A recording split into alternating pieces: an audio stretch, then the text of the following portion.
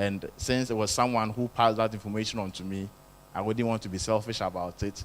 I would just want to share whenever there's an opportunity to meet postgraduate students. You also share the experience, and KNUST at the end of the day will be the winner, because universities are graded based on the publications made. When you write a paper, the affiliation, KNUST just goes on these high impact journals, and our name as an institution goes far. I think that's a little I would like to share. The research,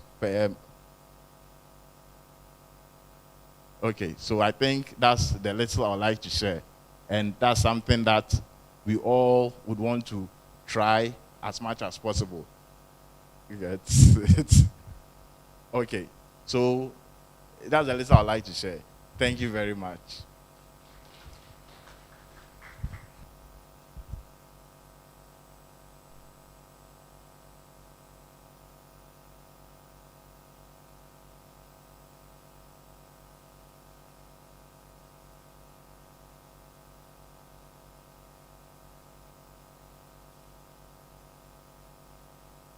We'll be starting our talk, but our Deputy Director would also want to share some bits of experience with us. Deputy Director in charge of research, Grasag KNUST, on student-supervisor relation, just to warm us up for our speaker. Please. Very much. So my name is Ernest Aki, reading PhD in Agribusiness Management, and I also want to share my little experience, and happen to be in the Department of Agricultural Economics, Agribusiness and Extension. So my experience with supervisor. So we were in a group of 4. The first time we met him, he asked us to bring out 4 topics. So we were a group of 4, so we decided us. So he asked us to get topics and then write something brief on all of them. When I opened the mail, the first comment got the group very, very scared, because, of course, there are some lecturers, you have some perception about them. You heard that, as for that lecturer, he's very difficult to work with, and so you need to be very, need to know how to go about it. So, in fact, this lecturer, a lecturer that people are shying away from, became virtually our friend. We could go to him, he could teach us what to do, and there were a lot of skills, even in research, which were not taught in the classroom, that we learned. Put a paper together, and we presented at this conference. In that same conference, he coached us. We developed a poster, another from UCC, and then our group from KNUST. So only 3 posters. And you know what? After that experience, I had an opportunity, because I had learned how to develop a poster, had the opportunity to train undergrads in our department in poster development for conferences, for seminars. And it was a great experience. Now for the MPhil, it's smooth as well. And one of the key takeaways I would like to share is that there's no one so difficult to work with. The only thing that we students can say, oh, this person is difficult to work with, is that the person might have some principles. And once you know how to go around with these principles, it will be very okay for you. Very, very okay. This same supervisor I'm talking about supervised me. I completed within the 2 years for the MPhil. Someone is still under this same supervisor 8 years on the MPhil program. And as researchers, once you are assigned to someone, or once you choose someone as your supervisor, the best thing to do, now you can go online, read about the person, and then also try to look out for other students that the person is supervising, or people that have graduated from him. Once you do that, oh, so please, if you go to Prof, how is Prof like? What does he want? The person will give you some tips. It will be very, very helpful. So that was the same thing I did for the MPhil. There was one student who was very good. I went to him, I said that, well, I've been assigned to Prof as a student. Please, what are some of the things I should know? And I went with my notebook and I put down things. And I made sure that I followed all that he told me. And to be able to establish that kind of relationship with the person, just know what they like. And then just to add up, supervisors are also humans as we are. They are not excuse me to say, robots that anytime you go to them, you give them something, they should be able to do some magics for you. No, they have timelines. In fact, working with supervisors, I now realize how busy they are. They are not free at all. They are very busy. So assuming you are given a deadline for a presentation, let's say on Friday, and instead of giving the thing to your supervisor, remember he has a family. He has a social life himself. You expect him or her to leave all that he or she is doing, to be able to read away. So let's just have some time, give to them ahead of time, and then you are good to go. And then also, now there are some, you do the printout for him. Others too are good with the mail. Email the person. If you have that rapport with the person, you can text him. So let's add this to our arsenal, and I believe it's going to help us. Reading. When I enrolled on the MPhil program, I informed my pastor about it, and then he told me something. He said that, Ernest, lawyers are not made by anointing them.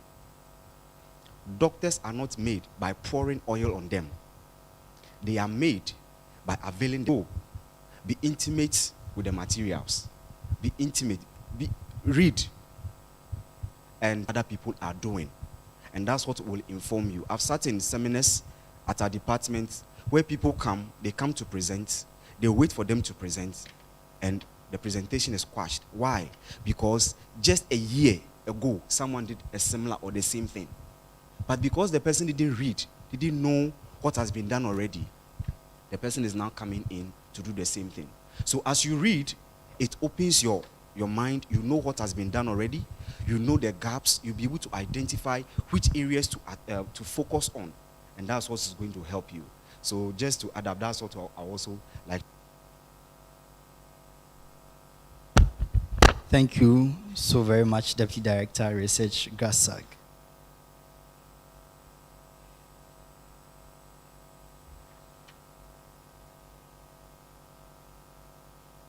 So, Speaker, Dr. Mrs.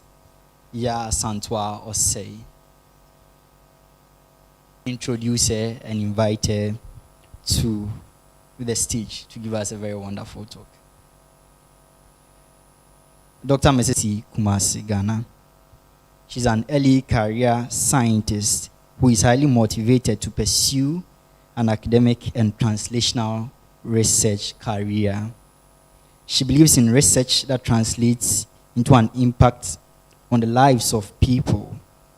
She has a broad background in pharmacy with pharmaceutics development.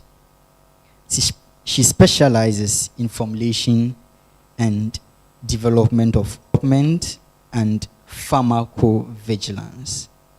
Her desire to see a lot of research uptake industry. Dr. Osei has extensive research experience with formulation design and development, and she currently heads the production unit of the Faculty of Pharmacy and Pharmacy. She also focuses on monitoring young females, focusing on helping them develop an interest in science and especially in research. Ladies and gentlemen, with a round of applause, let's welcome Dr. Mrs. Ya Asantwa Osei.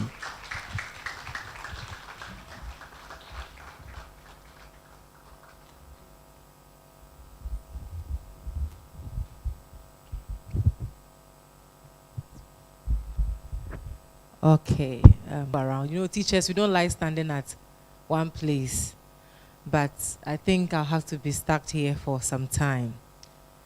So, first of all, I'd like to thank the only person who can do this delivery, so I don't take this opportunity for granted. So this morning, I'll say the big cats in the box. Some of us are still thinking about our program. You have to have a supervisor. In KNUST, you can't do research without a supervisor. So you have to have a supervisor. Sometimes you know that for the person. And you go and sometimes it's either nice or not nice. Whichever way it is, you still have to cope and work with it. So this morning, I would like to bring you to the place of understanding that your relationship with your supervisor is very important. What will happen to your master's or your PhD is about 70 to 80% dependent on your supervisor. So it's a relationship you have to manage well, invest well in it. Story. So we are going to look at the key elements of fostering a positive and productive connection between the student and the supervisor. And I'm actually going to talk out of my personal experience, being supervised to do a PhD for about 4 years. Experience for you to really get what I'm talking about. Who is a supervisor? So in the classroom, we do random. So this lady has been smiling so much towards me. So who is a supervisor? You don't have one yet, but in your mind,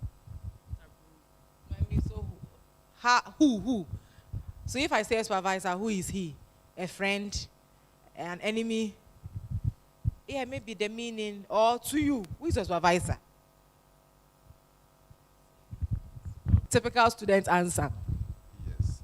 So a supervisor is an academic mentor, a guide, a counselor who shows you the right way to go, to do the right thing the right way. He's brought another aspect of mentoring. So you can clearly see that we all have different ideas. Somebody will see the supervisor as the boss, the supervisor of his boss, good morning. I ask the person, what job do you do to be called the boss? But sometimes that is how people see it. So when I was reading, I realized that, interestingly, there are different types of supervisors. And I was actually going through, and I think I can actually associate some of my colleagues to some of the traits. When I get to where I fall, I'll let you know. So you have the clone. So that supervisor expects the candidate to be a clone. I hope you understand the clone. Like me. So by the time you finish PhD, everybody sees you, oh, you are just like Prof. Marianne in cancer, because Prof. Marianne is your supervisor. They come like them. They have a certain reputation. You have to meet the same reputation. So always as like it is into the supervisor's project, becomes caught forever in that power imbalance. The patron-client roles often continue long after graduation. So these type of supervisors, you do everything for them. You do their lecture notes because you still owe them for the rest of your life. Then the ghost supervisor. Occasionally, you meet them. And the question they ask you, which one is your topic? Online, WhatsApp, take green. They won't respond. Say good morning. Even good morning, they won't give you back. You send emails, sometimes automatic reply. Or sometimes no reply, but they won't respond. Once a while, they summarize all the 20 emails you send them into one. And they'll respond by maybe 2 sentences. So they are the ghost type of supervisors. Sometimes you wonder why you find yourself with such a person. But some students have that kind of supervisors. They only surface once, able to work autonomous, independent. The supervisor is a ghost type, you are in trouble. It means that you cannot survive. Then we have the charm. Then this is the overly familiar supervisor, with the assurance that we are all good friends. The PhD student knows all the family members. They know the uncles, the grandmother who died 20 years ago, they know them. So it is do other domestic roles. Because they become household people. It's easy to call, Kweku, can you please come and wash my car? Kweku, oh, I'm going out. The boys should go and pick the students from their school and bring them to the supervisor. Sometimes they used to see you as the odd one because you don't even know your supervisor's house, the gate, where it is. But some people, they can tell you even the supervisor's itinerary for the week. So he is a high-powered researcher.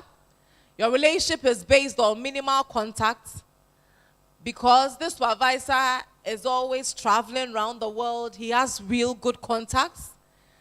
The students usually find themselves doing the teaching, the marking, the administrative functions at the cost of their own learning. But sometimes the good thing is that when they get the money, they will take you to conference once in a while, so you'll be enjoying, but forgetting that. Then one of the supervisors, you wouldn't want to have the combatant. He becomes a method of everything you write is not good. Every research you do, I don't trust. And you have to call, they are pinpointing, and sometimes it can be difficult. There are supervisors that you write your thesis and they will just look at it and use red pen to cross everything. Sometimes they'll write rubbish. They'll write strange stuff. I will say my former PhD supervisor had a bit of that trait a little. My first thesis draft, the comment that I took that he wrote in it was, "You have done a master's degree. I have cried the whole week." When I finished the PhD and I look at my draft and my final document, then it was indeed rubbish, truthfully. But at that moment, I didn't understand. I thought the creepy crawlers, you know, they stalk you. They won't tell you they are coming to the lab. You'll be there, then they appear. I thought you were not here. Student supervisory room. They will not tell you they are coming. You'll be in the office. I thought you didn't come to the office. So it's more like they are always not, it's like they are, how do I call it? Sometimes it's just like they want to catch you that you didn't come. You don't even have work. Because of that attitude, you have to be here. Because you don't know when they will show up. Demons don't tell you when they are coming. They just show up in your room. And that is the creepy crawlers. Captivate and con. Relationship that generates into something else. So eventually, the student supervisor become boyfriend, girlfriend, fiancé. Sometimes too, I call it undefined. The student loses focus on the main activity, and they become engrossed in more like the relationship and the dynamics of what is going on. Some of them generate into marriages, but it's difficult because where do you draw the line of conflict of interest? When you are, so you don't know where the lines will be drawn. Then we have the counselor, supervisor. You know, we all know that supervisors are counselors, but some, you know how pastors care for the flock. So every little detail of that person's life. I'm not saying supervisors shouldn't care, but sometimes think about that student, they know it to the pin.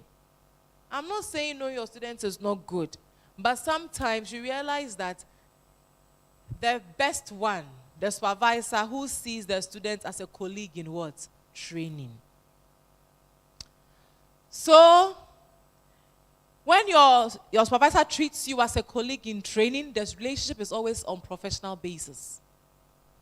I know that this is the person I'm bringing up. One day, they can become like me. So then, it means that your individual work and their work is held in total respect.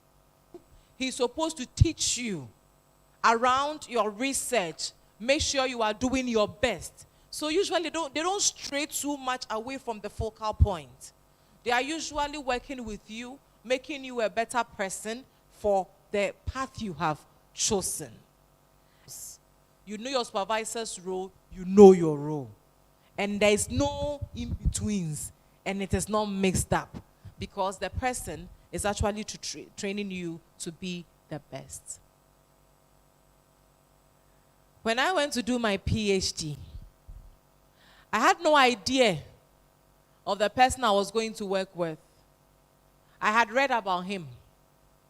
I knew he was a Ghanaian, but he has never taught in any Ghanaian university before. Interaction, I think it was going to be the hospitable Ghanaian, but it was a very formal, straight-faced environment. So I was like, hey, how will I survive? Everything is straight on point. What work does your mother do, your father? Nothing about my family was asked. He didn't even ask whether I was married or not.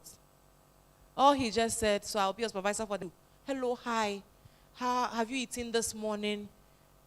Quickly, I had to rearrange my brain that this is a new environment. Supervisors were just walking in the morning, good morning, hi, BCD, nothing else. I was like, hey, so this is the life for 4 years. Work. So I had to readjust my mindset. So your supervisor is a mentor, he is a guide, an educator, and a support system. I will touch on mentoring a little. A guide. Remember the path you are treading. He has been on before. So don't be afraid when they are telling you, don't go here, but go. Sometimes, students as we are, we feel that we know better in the age of technology. We are AI babies. We are Gen Z. We are Gen whatever. So we will go. But certainly when you hit it, you have through your research, he is talking about that. He's asking about whether you've been to that environment alone, you won't survive. So sometimes I tell people that you need to go places because what you think you are doing, somebody passed there 10 years ago. We have so much to do. So you realize that a supportive supervisor will be graduate. They are always the most happiest people on planet Earth. And you be the mentee. It means that you are supposed to trust my judgment, that I'll be able to take you to where you are going. So when you have a supervisor as a mentor, there are some students who have supervisors, but they are not their mentors.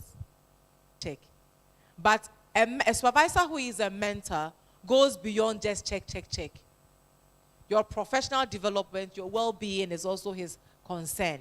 So he will give you valuable support and guidance by helping you navigate the complexity of academia, your research and career development. It's not easy. I always say that those of you doing PhD, if it has never occurred to you that I want to quit, then you are not doing PhD. Oh yes. There is having my peace of mind. What came into me that I signed up for this tough activity? Remember when I was in the results were not coming through well. So I want to come back to Ghana. That time, I could have had a job as assistant lecturer, so I'll be fine. Then he said, okay, you come back home. And I said, but I need plane ticket. He said, don't worry, I'll buy. So the next week I waited. I called again. Oh, I'll buy. 2 weeks. The season. So you wait when summer is over. Hey, that was like May. Summer will be over in like September. Okay, I'll still wait. I'm coming over. So what are you coming to do? So I'm coming to visit. Okay, then he came. They said, do you still want to go back home? I said, yes. I was going. He said, am I going with you? He said, no. Could not complete PhD. Sister, no, that name, they won't bear it in Ghana. I said, but who will know? He said, everybody knows that you are doing PhD. So they are waiting for graduation pictures. There is no way that you will come and do one day I'll be walking to people pointing fingers. And that is the pharmacist whose wife. I aligned myself, talked to my supervisor a lot. We had a lot of discussion. And he was really a friend and a teacher. He told me, what you are feeling is normal. There are days I'll sit and cry. He said, it's good to cry. And after, and always I'm happy because I'm happy I didn't quit. But it was a tough journey. Even the last moment, you are just having craving for food you don't get, you start crying. In all that we navigated. So you should understand that it's not easy. Your supervisor who is a mentor becomes a role model. There is so much in that person that they mediate, the way they write, the way they maintain a balanced academic life and family life amidst all that they go through. So when you draw nigh to those people, you realize that they have things you are coveting, good things you really want. And that is what a role model will be, and that is what a mentor is. Feedback and constructive criticism. Sometimes you are being, but supervisors will not call you a fool. They'll use English. But they say when you go and search the word, it is still the same meaning. I remember one, and I was like, hey, the nonsense word. He said, it's true. The guy's data didn't make sense. So equal to nonsensical. But you see, in our culture, we may not approach it that way. Because when you know you have done is rubbish, you have to go back and repeat your work. But it's all in good faith. And usually their criticism is very constructive. They don't put you down. I know you are not getting anywhere. I know you can't be a good lecturer. I know you can't be a good researcher. Good supervisors will not do that to you. They they will let you meet the people who are in their circle. This was the student I was talking about. Then to surprise you, they will mention your name. Then you know that supervisors really gossip.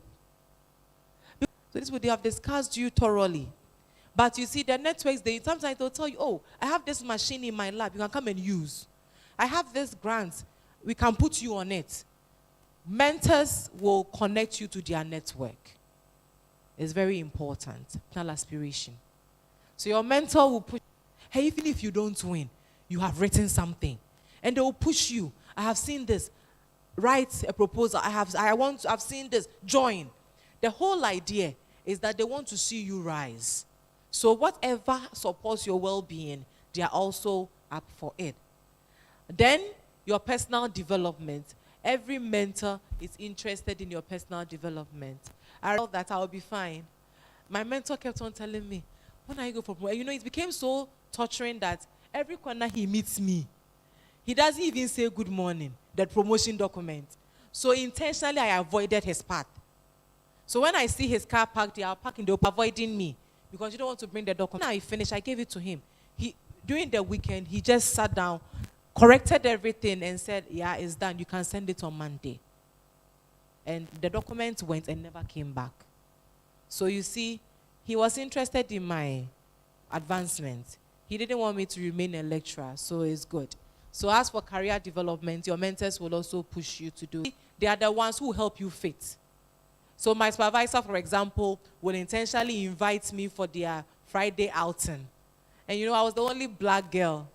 Most of the only black person. And they will ask me interesting questions. Somebody said, he has a friend in Zimbabwe. Do I know him? And African country. I said, no, Africa is not a country. Football. Strangely, they seem to know our footballers. So somebody will meet you. Oh, you know, I met a guy in Uganda. Do you know him? You don't. When they also see us, they see every black person as one. So it is your supervisor who will help you integrate. I know there are foreign students here. How many of you are not Ghanaians, please? Do you have supervisors yet? Not yet. I hope they will help you integrate. Because, you know, for you, they have to let you into the fold of the research group and let those students guide you around in terms of our cultural activities. Some Jollof versus Nigeria Jollof, we'll have that. Those of us who have schooled outside, Prof. Marian understands the isolation you feel when you go and you don't know anybody. Sometimes a whole week not get you into things that will have labs. You tell me, get to the lab, help students do this. And I'm looking at myself, Ghanaian, going to help foreign students. But you won't, do you know jollof? I said, yes. I want jollof. So one day I brought her jollof. And I nearly had shared the jollof. So they asked, want to have a party in your house? I said, no party in my house. But it made me comfortable. If they've been able to eat my food. And you realize that since then, they became more open. They were nice. Initially, when you ask them for things, they don't even want to talk to you. But now they became more open. And as I work with them, and I also learned it. So these are some of the things, the integration. Long-term relationship. It doesn't end here. I still send my supervisor mail.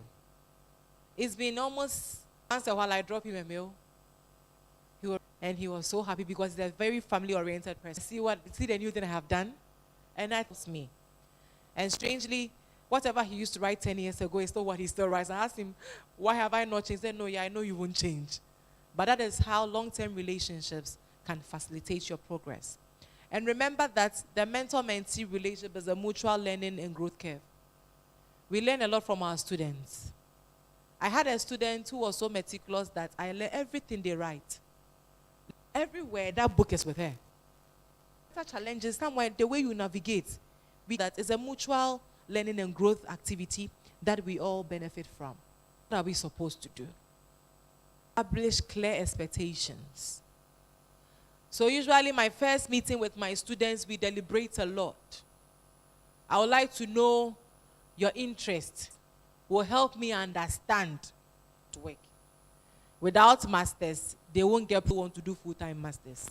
They want to do PhD or masters. It means when they'll switch to part-time advisor. set your expectations. So I set mine, you set yours. What you expect from me, what I expect from you.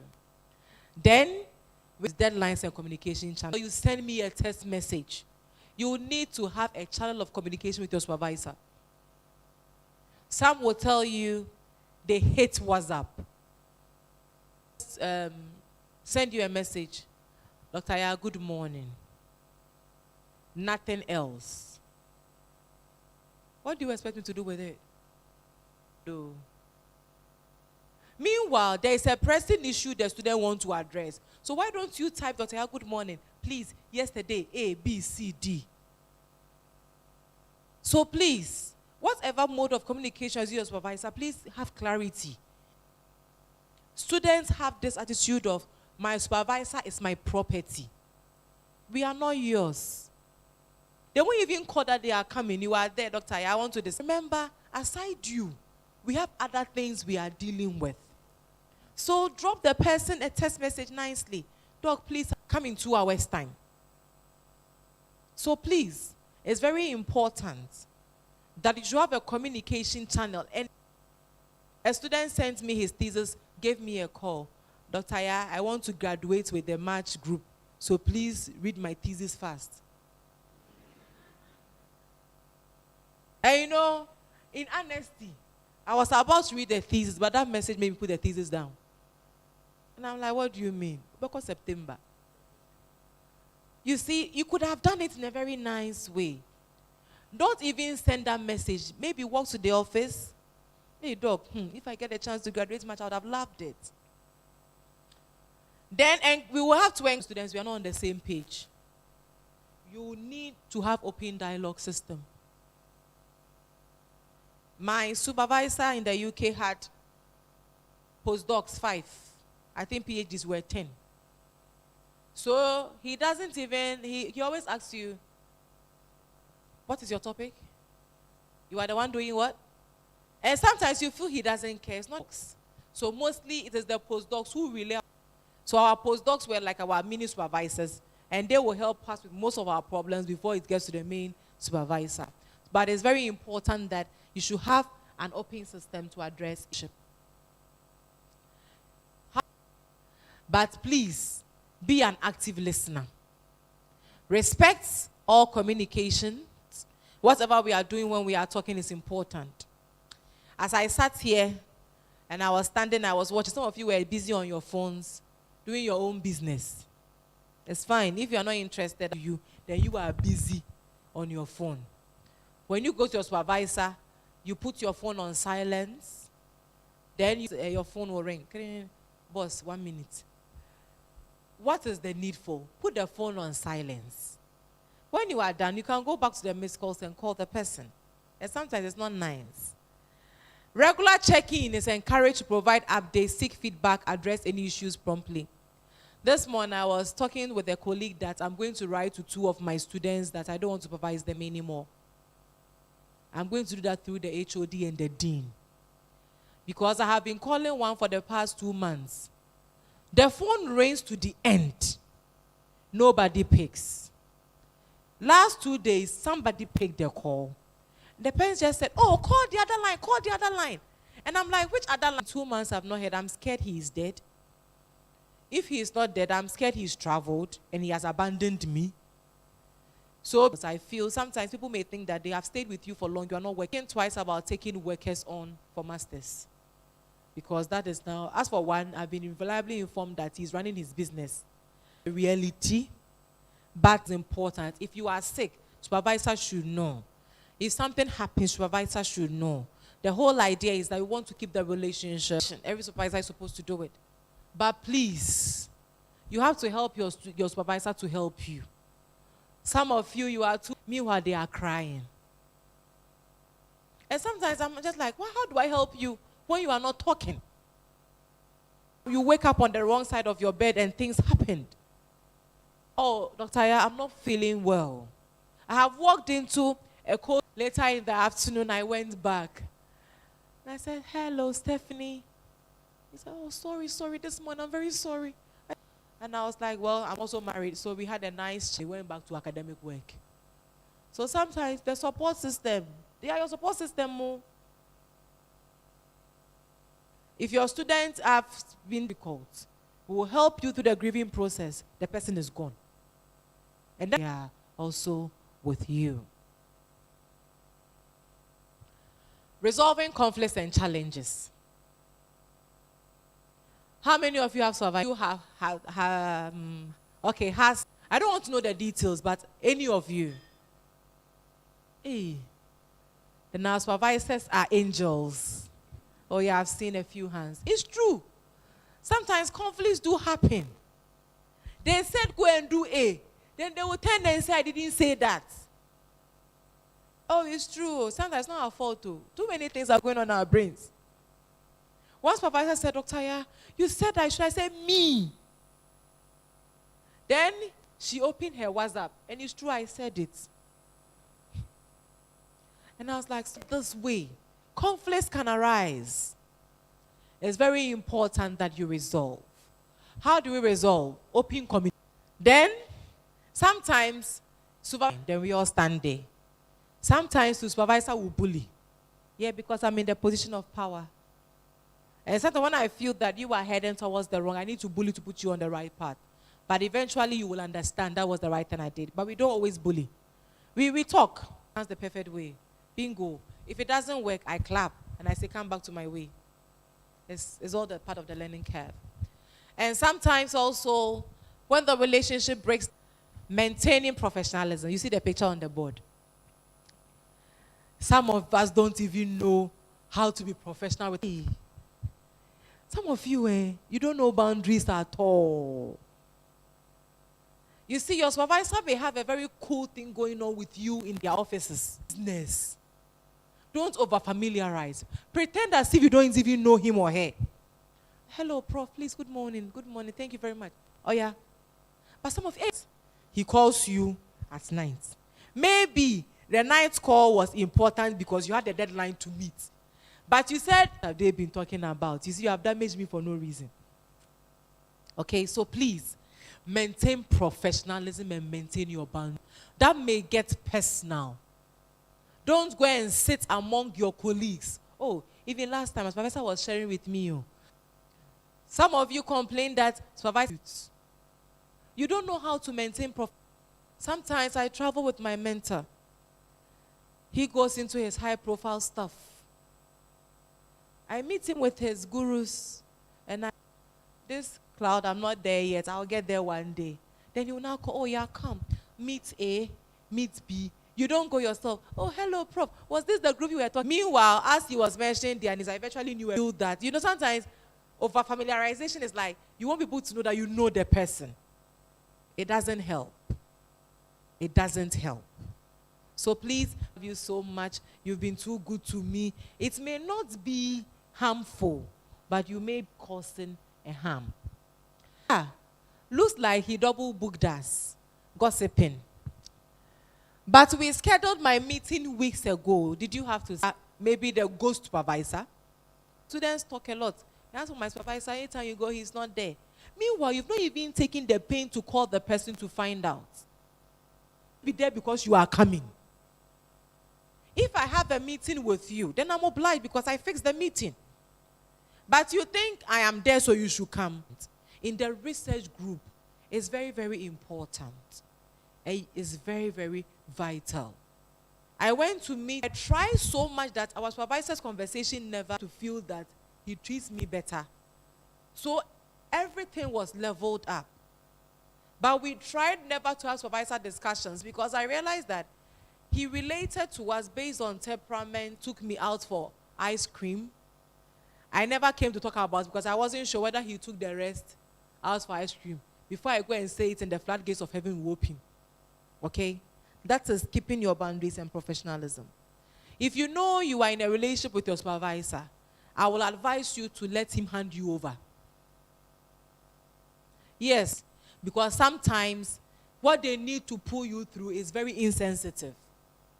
And you know, when you love someone, you can't be insensitive. So just in case you are here and your supervisor loves you, you love the person, please beg him to hand you over so that you won't have conflict of interest. Respect confidentiality, I've talked about it. Fairness and equity. We expect that supervisors will treat us equally and fair.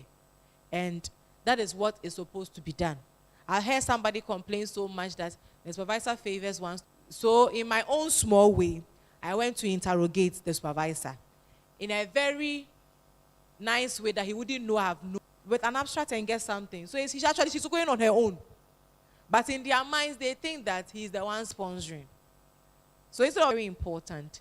Intellectual integrity and attribution. Whatever you are doing with your supervisor's intellectual exercise, there should be integrity.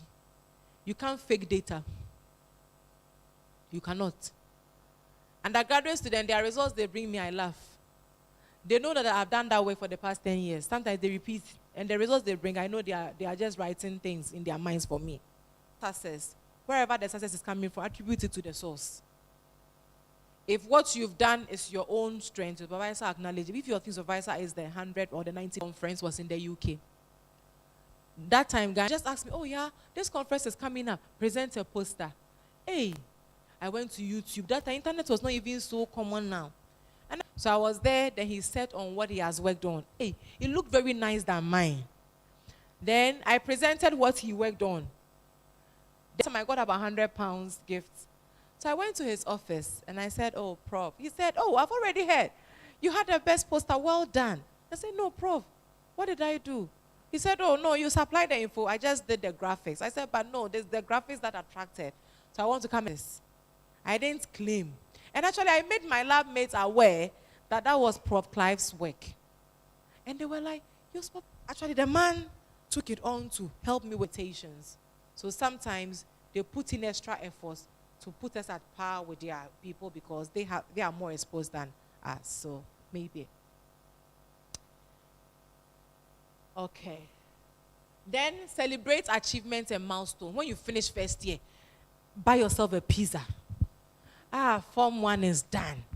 First year literature review. You wrote your exams, you passed. Treat yourself and prepare yourself for what is to come. The flood.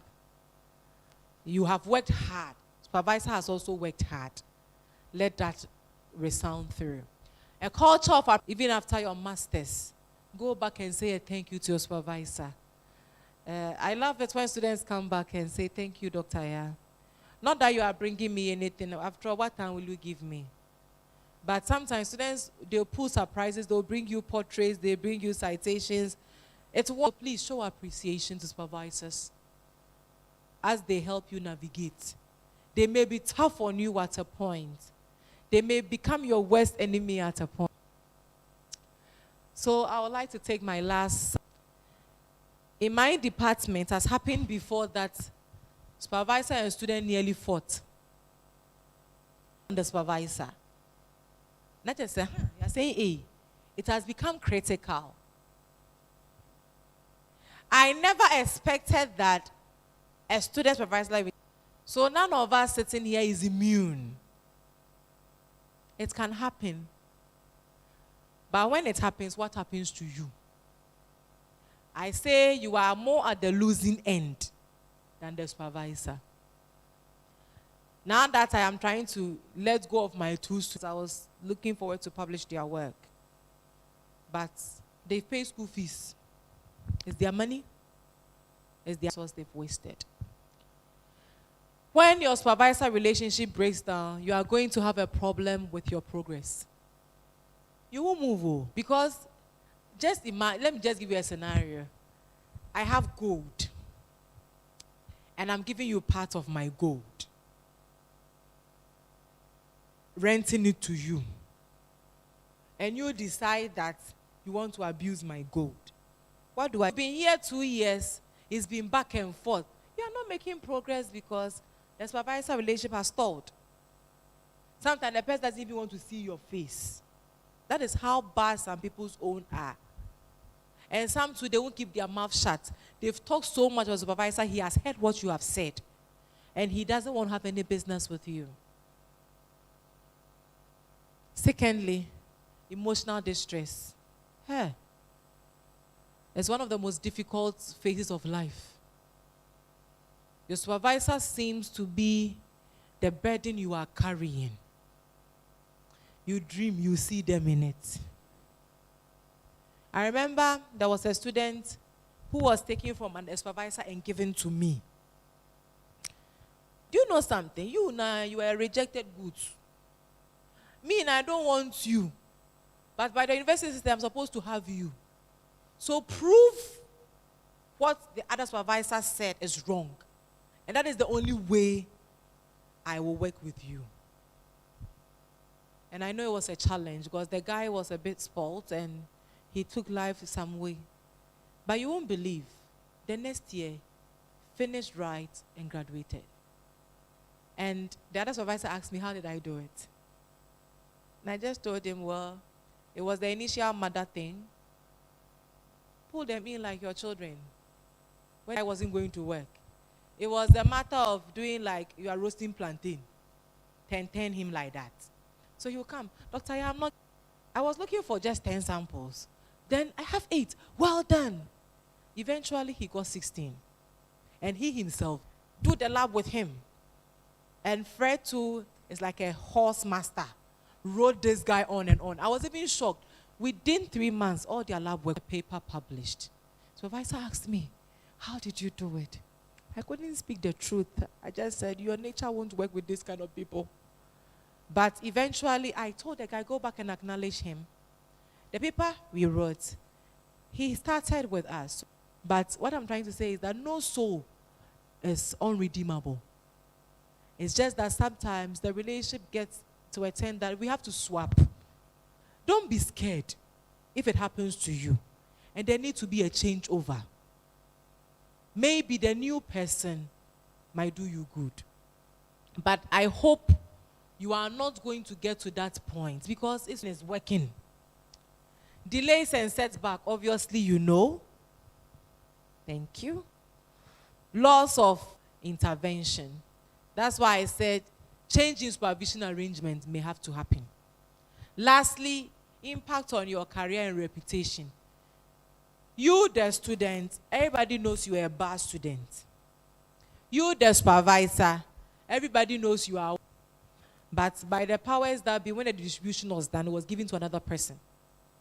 The guy just told me, Dr. Aya, if it's not you, I'm not doing the PhD. I said, please, don't do that. I'll co-supervise. He said, no. That particular supervisor I don't want because he tortured me during my master's. Like joke like PhD anymore in Ghana because of that supervisor. And I think that it's a negative impact because we were expecting such a good, brilliant guy. Our students would go for the internship and stuff, but he left the country because of that. That guy, supervisor-student relationships, please look out for them. But remember that these policies is accommodated in our reg, but keep prompting us. Let us know our duties. We are always there. In a way, be there. Let us see your face. Let us know that we are supposed to supervise you and we'll work with you. Remember, success and well-being. If you don't get anything from my presentation today, take the last point. That my well-being is hinged on a good relationship with my supervisor in this phase of my life. So whatever I need to do to make sure that I have a good one with him or her, I will do. Thank you very much.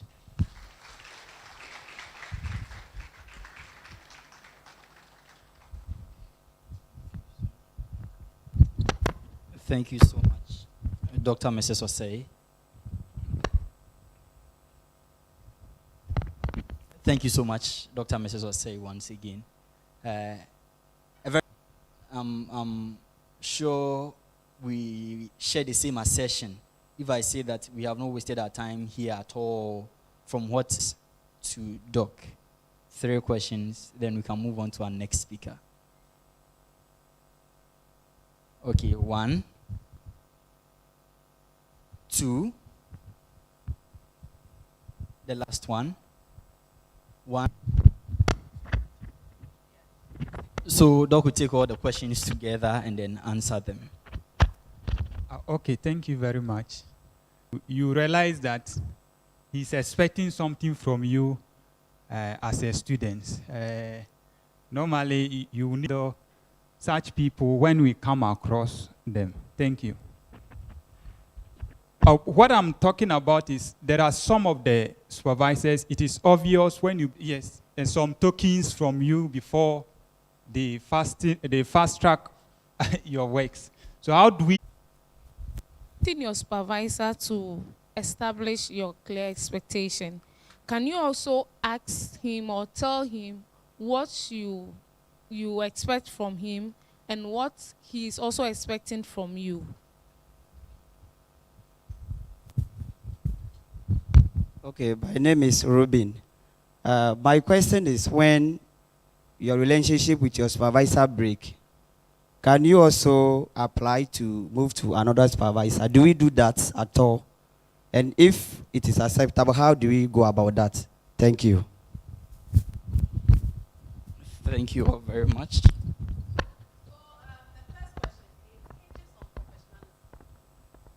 Honestly, I find it a bit, I don't know,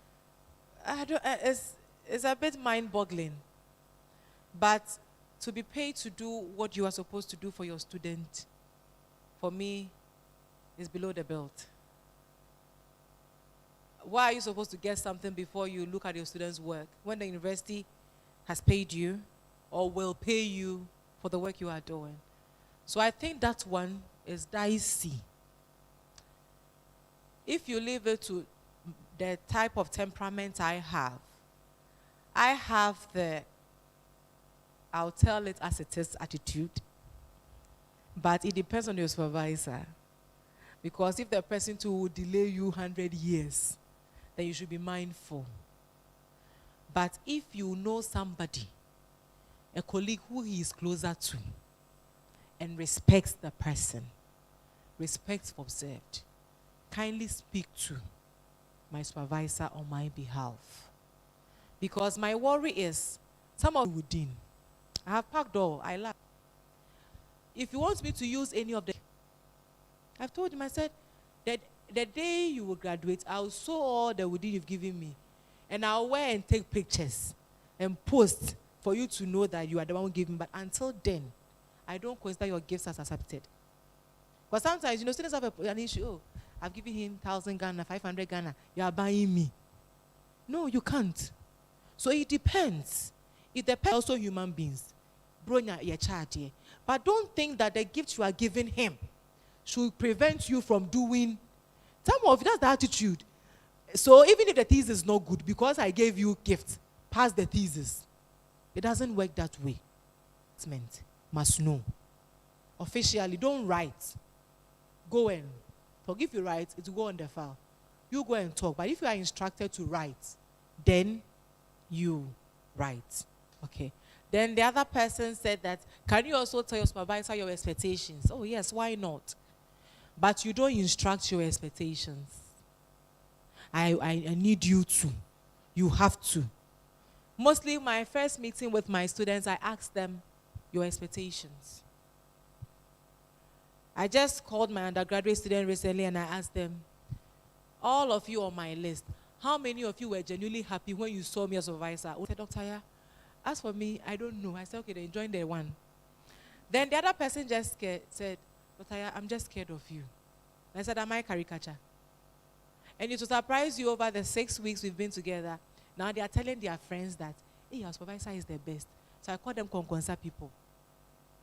So you see, the first meeting, we break ice. You have an expectation of me. People have told you things. You are scared. We break it. Then we sit. Oh, doc, I would like you to help me in these areas. Some will tell you my writing is weak. My background is weak. I don't have background in this. Okay, then I give you to this TA. Let them help you with that. Because already, the guy that put concerns. Someone came to me. One of my students, and now I don't pressure him. He has a disabled child. And his own stress, she passes the stress on him. So when he calls me, I tell him, go and see them. Make sure they are comfortable before you come. And I've accepted that he's going to take longer than he would. And I'm trying to be there for him. Because the days he can clearly see that he's totally disturbed. He even promised me he won't have a child again. They had only one. And I told him, if you don't have another one, this your wife will worry. So as for expectations and talking about things that matters, please talk. Then the last person, when the relationship breaks down, can you write? Why not? But please, before you write, consult. Some of you are too no.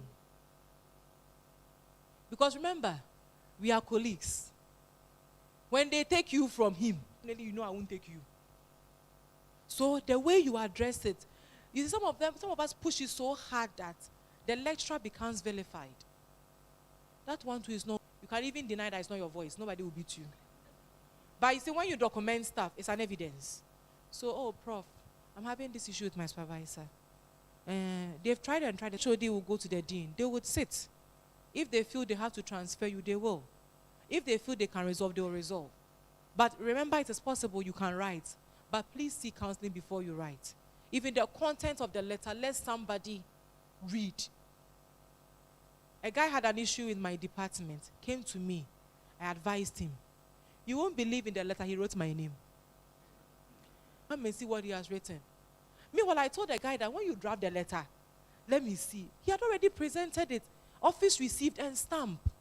And my name is on the letter. And you know what I said? Actually, it's a safe thing I said. But my HOD may think that I'm against him. So I called the guy and I said, never come to me for any advice. And now you want everybody to know that I taught you the back door. Because I knew that going through the front door, you are going to go away, acknowledge, so that the committee will not even be set up. Then, whatever punishment you receive, then you move on. So Dr. I advised that hey. So me, I feel like I'll keep my mouth shut. If you have problem, I won't say anything again. So please, don't be scared. If you have to write.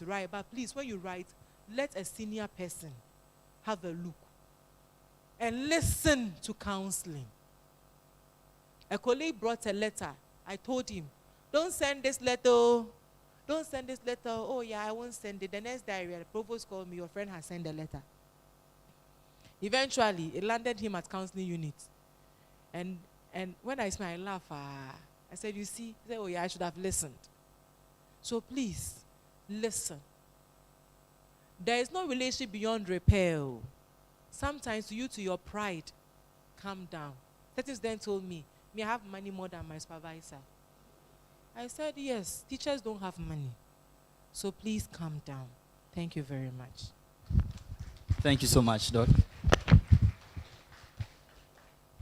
Please, just a reminder that after the second plenary session, we would in environment, climate change, and food security, engineering, technology, and innovation, economics, government, entrepreneurship and development, arts and built environment. So I'm sure we all know where we belong and then our interests. Please, you are not mandated to stick to your discipline. If you feel you are interested in something else and you want to learn from them, after the second plenary session, feel free to move into any of the breakout rooms, which will direct you to after the second session. There will be an introduction of our second speaker.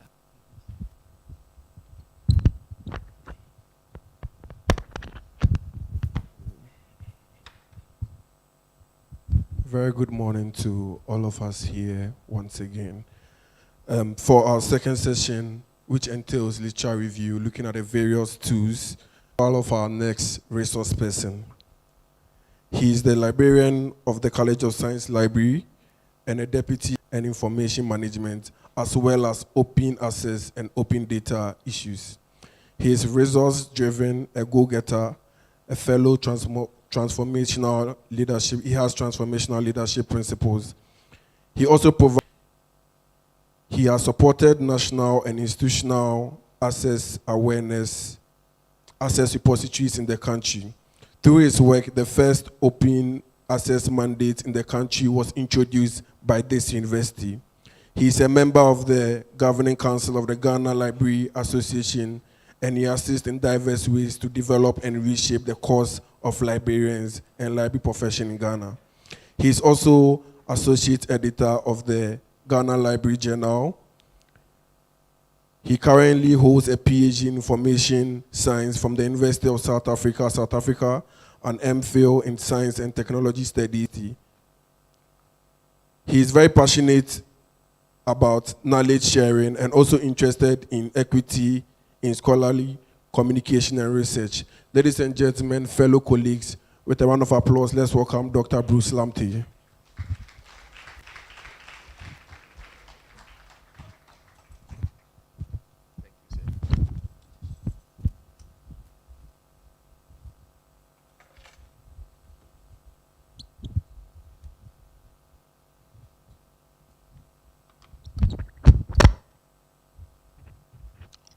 Good. I don't think so.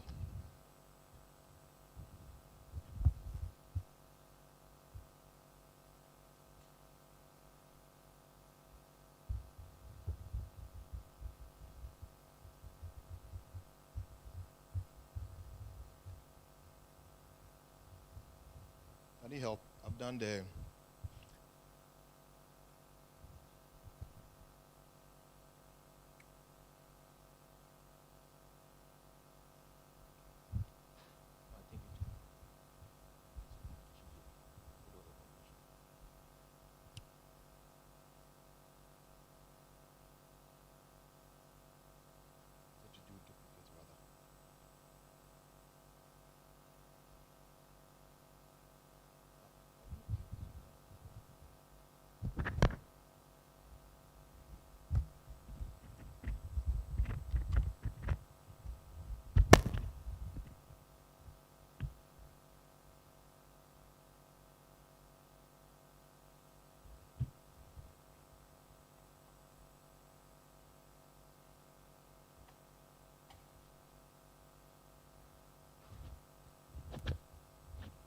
All right, so let me start talking what I'm here to present. Do as a library to support you with your learning and university since 2009, and within the first year I realized that the way postgraduate students do their project work, do their learning, do their research activity, it's very, very poor and very bad. And so I found a way of helping by introducing students, doing small group presentation and introducing students to the resources. We have increased the 1018 subscription from 10,000 to 15,000. I had to follow it up at the account office, and we are paying $725,000. We are paying $900,000 for 3 years. And there are more that we are paying. And in the end, you see that students don't use them. Lecturers also don't point students to the resources. And it becomes a very horrible situation. Students finish their project work. You go into their thesis, you can see that the sources, the references, all they use, they are very old references, old sources, predatory sources. We subscribe to. We pay so much. Not that because we pay so much, that's what I wanted to. But I want you to do quality research. One of us, a lecturer, and then you rise up, become a professor. A professor who don't confuse yourself. Elsevier is a database or is a journal. You don't know whether the difference between the Elsevier, Science Direct, and the journal name. I do this training. I've been doing it for a long time. So a lot of postgraduates just confuse themselves with some of these things, and it's something that we need to be aware of, know how to use the resources, and then be confident with it. Sometimes you go for Viva and a PhD student standing there doing a presentation, and they asked him, he said you have exhausted all the platforms, the sources, you identify the gaps in research and all that. And I asked SciHub, do you know what SciHub is? SciHub is not a database. It's a platform that you buy, an aggregator and a database. You must know the difference between a search engine and a database. You must know the difference between, what's it called? What, for instance, Mendeley is useful. We must know what some platforms are useful. But sometimes people will help you. So for you to do any successful research, brother, how's it going? Knowing how to find these resources. And if I say resources, you must always, any research that you conduct, You need to know what has been done and move on. If you do something that is not, you are not adding to knowledge. Many times they'll ask you, your project where they'll ask you, or your thesis, they'll ask you, what new are you bringing on board? What is new? What gap are you filling? You know? And I also want to tell you here that there is nothing new under the sun. And if you know how to look for literature, search, looking for good sources, I can tell you that your work is done. Oh yeah. I've been in this for a long time. You see, your work is done. There is nothing new. You can do a search, get good platforms, use those platforms. By the time you realize you chance on the work that has been done in China, the same work done in China. If such a work has been done in China, that work, you look at how you went about it. So how he identified the problem. That maybe the same problem may be happening here, but the environment is different. You know that. Now the problem may be the same. Then you look at the objectives. So once you got the problem, he maybe want to come up with some few questions, or you want to test hypothesis. So you look at the way he came up with his questions, and then you will find a way of also going to the work. Now, how did he answer those questions? Okay, so what are my objectives? How did he do it? He stated his objectives. Now you go into it, now you go into the methodology. Oh, powerful. Look, I can pick each one of them, each area, and apply the same in Ghana and justify why I'm using that. One, the environment is different. The methodology, I can change it slightly. Assuming he used, let's say, quantitative. I don't want to look at quantitative. I can look at respected approach. Or I can look at a data collection strategy like I can, in terms of qualitative, I can look at, say focus group discussion. Or I can do interviews. Are you okay? You see the methodology has changed, the environment has changed. Now you come to the population. Is it acceptable or it's not acceptable? Someone has done the work. Why am I at Chat GPT? I said, I love it. All I do is you need to arrange the metadata. So like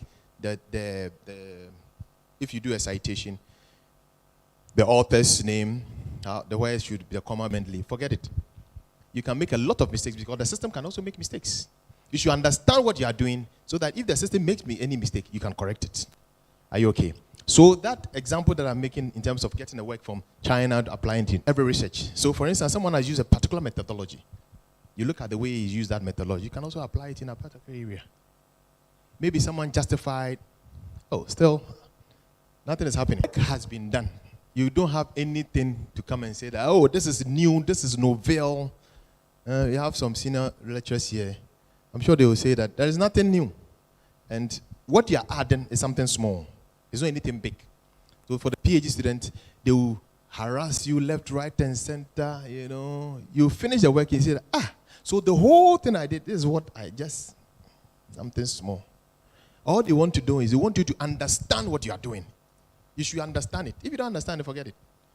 Like my PhD work, the same thing. It was something small. What was it? Recommendations, that's all. And they came out with a model. And then, that's it. That's all. You get it. Asa, are you safe?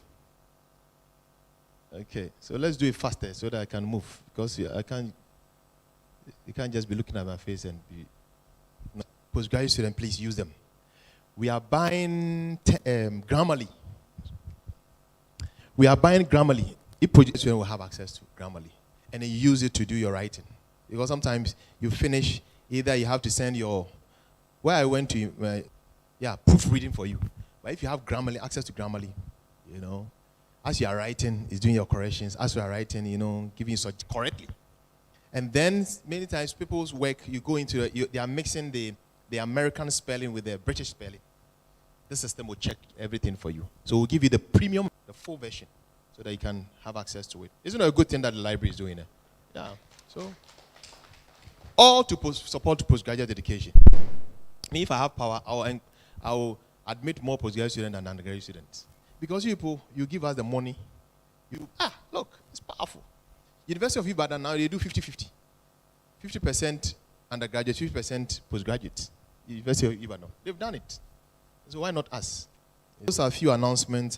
So the Grammarly is coming up. The 1018, how we've increased it. Right.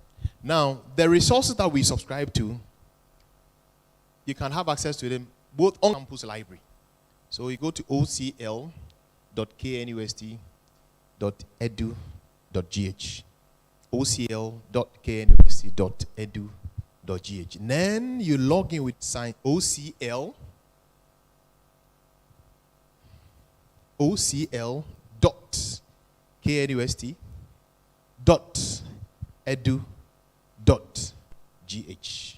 ocl.knust.edu.gh. So you go in there, you have access to databases like Science Direct, Scopus, Emerald, Wiley, Taylor and Francis, ProQuest, and all that. Okay, thank you. Right. So you have access to all those resources. Go in there, do a search. Then online, you see an article, it says $35. Then it's, I can't pay. Then you move away. Meanwhile, this paper is a very good paper that you can read. Come to Google. Hello, Google. Hello, Google. Then at best, you come to Google Scholar. And then you stay there throughout the whole of your life. Or you get to hear something like Science Hub, then you also go there. Postgraduate student, you must know databases, you must know aggregators, you must know search engines. You must know them. Okay? You must know the name of a journal. One is a journal. Okay, so we're going to look at some few techniques.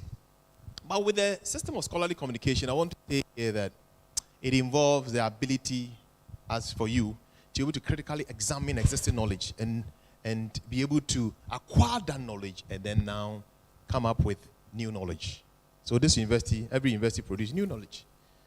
If you don't know how to critically know that, these are the work that has been done here and there, the gaps and all that. Now, how do I build on the existing knowledge? It's very, very important here. So the competence that you need is information literacy skill. Ability to know where to look for information at every point in time. How do you find these resources? Where can I get these resources? Current knowledge, you can't get them in books. They get them in journals. Postgraduate student, please read more journals than books. Textbooks, it takes a long time before it comes out. But journals, read journals. Gone through, have you, they are asking you questions. I have a supervisor who said that every day, please read an article. Every day, read a paper. Where almost every day, I get new papers, new things coming up. So you can easily do that from Google Scholar, like this. You can set up an alert. Okay? So you have to develop a search strategy that will help you to proceed in an orderly and systematic fashion. So the library is not a place that, you can just play around it if you're a postgraduate student. Undergraduate, you can just not like that. The way you did your postgraduate education, don't do the undergraduate, don't do the same thing for postgraduate. Lecturer finishes his lecture, then you are chasing him for PowerPoint. You stick the PowerPoint, everything. Your whole life is PowerPoint. True or false? Or false? False, true. You can't say it's not true because I've done papers on that. And I see students coming to the library. All they see them is PowerPoint. That's all this. It covers various aspects of the processes in terms of research, including search strategies, tools, and best practices. The fundamental component of academic research and the broader field of scholarly inquiry. Essential processes involved in systematic exploring existing knowledge, critically examining, evaluating existing knowledge, and crucial in various academic disciplines. Very, very important. So now, search strategy. A search strategy is an organized structure of key terms used to search to title up. So customer service among MTN in Achimwakwa district, and you put it inside. What are you talking about? Please come to get very good articles, got very good things. Are we okay? So what you do is that you identify keywords out of your topic, okay? Concept out of your topic, and then now once you know the database that are available, know which one can satisfy your information need. So a database like IEEE is for engineering, physics and all that, technology, computer science, IEEE, ACM and all those databases. But when it comes to Science Direct, it's multidisciplinary. So know the different databases that are there and the ones that can help you. And don't rely on one database, more especially those in the area of health. How many people are in the area of health? And you're going to do systematic reviews and all that. You can't stay with just one database. You cannot. It's not allowed. And each database, What am I interested in? Am I interested in citation? Am I interested in the abstract? Am I interested in, what am I interested in, the full text or what? Identify your key concepts and terms. Select the database that you want to use. Combine your terms using Boolean operators, and then you run your search in the selected sources that are available. And then be able to review your searches. You put in some few keywords, you are not getting keywords. Review your keywords. Definitely you get good articles. Never say that you don't have resources, you can't get literature. No, it's not true. It is not true. One thing I also want to encourage all of you is that many of you sitting here, you are working. When you are coming to do a postgraduate education, please look for, and it's very worrying, honestly. And it's also frustrating to you because now when they give you, like this lady sitting here, are you married? Are you married? I have to start, look, what's your name? Who are your family members? Where do you come from? I have to ask all these questions. But if I, assuming I have this lady, they have to come and know my sister, what is your temperament, and all that. I mean, no, it's too much work. Come with a problem. Come, you are working. Identify a problem at your workplace. Then read around that problem. Okay? And just try and have the mind of going to solve. You should look for a girl for you to marry, or a boy for you to marry. You see, almost all of you are doing that. Almost. Is that correct? Or I'm not. I'm a lying. Am I a liar? Read more around that area. As I said, there is nothing new under the sun, and people have done that problem that you are thinking of. Read around that area. Identify gaps in the KNUS and UCC, library, students, data collection. Simple, straightforward. Pack was easy. So discover an interesting question and then move on. Don't wait for a topic to be given to you, all right? And then once you identify a problem, read around that problem through the databases that I'm going to introduce you to, the online academic databases. And based on your professional experience, you're able to identify some of these problems. Sometimes based on a particular topic. You see, these are ways of you coming up with every literature, every paper, try to solve a problem. Okay? How they even justified why he's doing this work. Okay? So it could be a gap, let's say a theoretical gap, construct used, methodology used, geographical gap or whatever. There are different gaps. I'll show you. So the world is evolving and many problems face the world. The quest by researchers to find answers to the world problem has led to numerous research being done. Though many research has been done, there's still more to be done. Now, if there's still more, how do I identify the gaps? And there are 7 gaps, research gaps that I've put here, that you must try as much as possible, and in your work, be looking at some of these gaps. So we have different gaps: evidence gap, knowledge gap, practical knowledge gap, methodological gap, theoretical gap, and all that.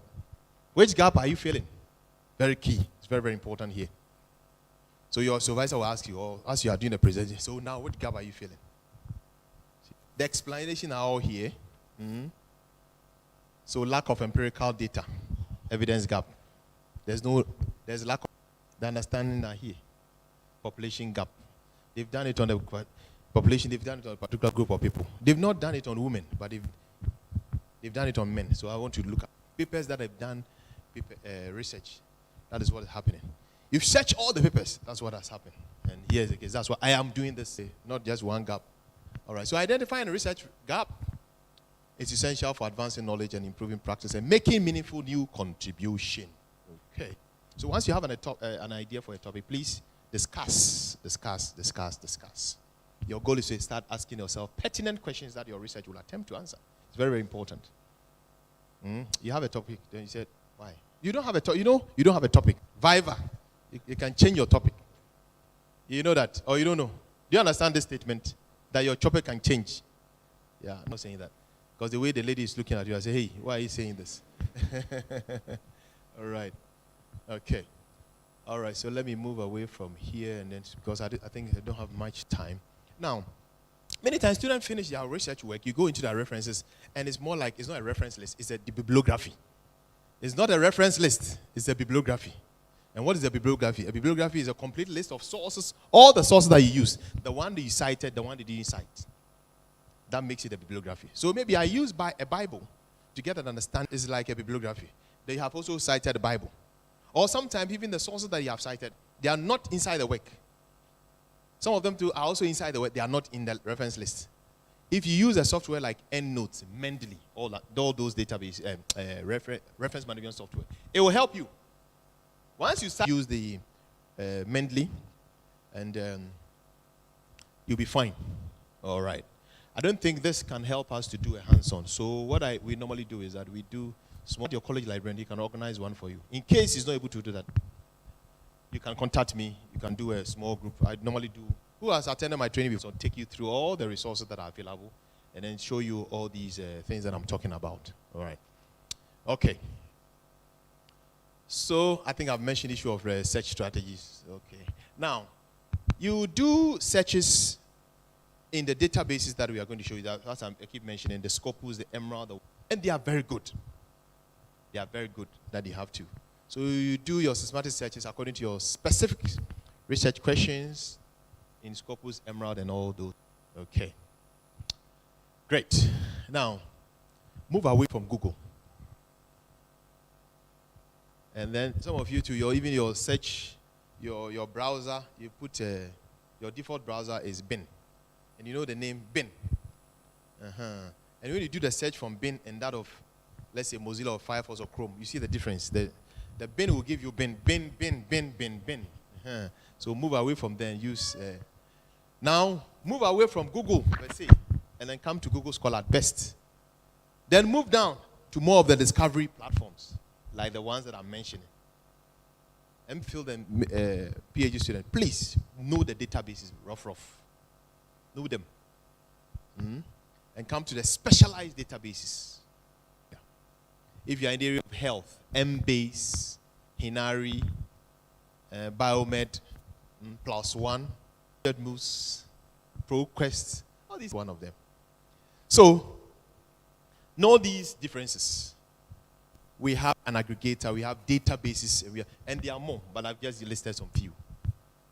So Google Scholar is an aggregator. Why is it an aggregator? It's an aggregator because when you do a search, it pulls articles and papers from all the search engines, all the databases, including some aggregators, and display them nicely.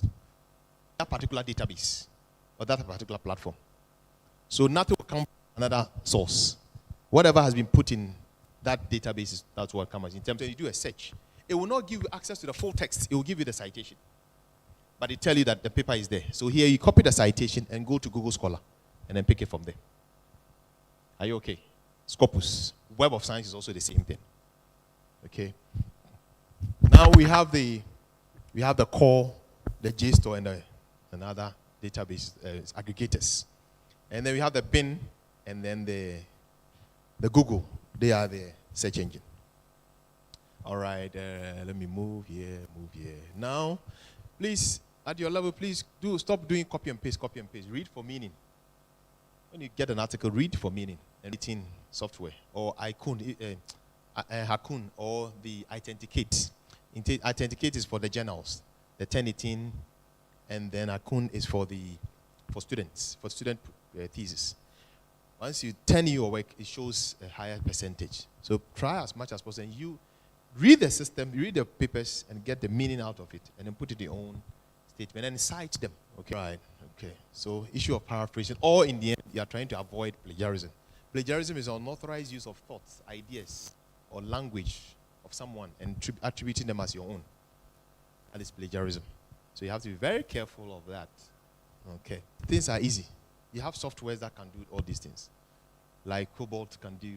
Summarizer is also there.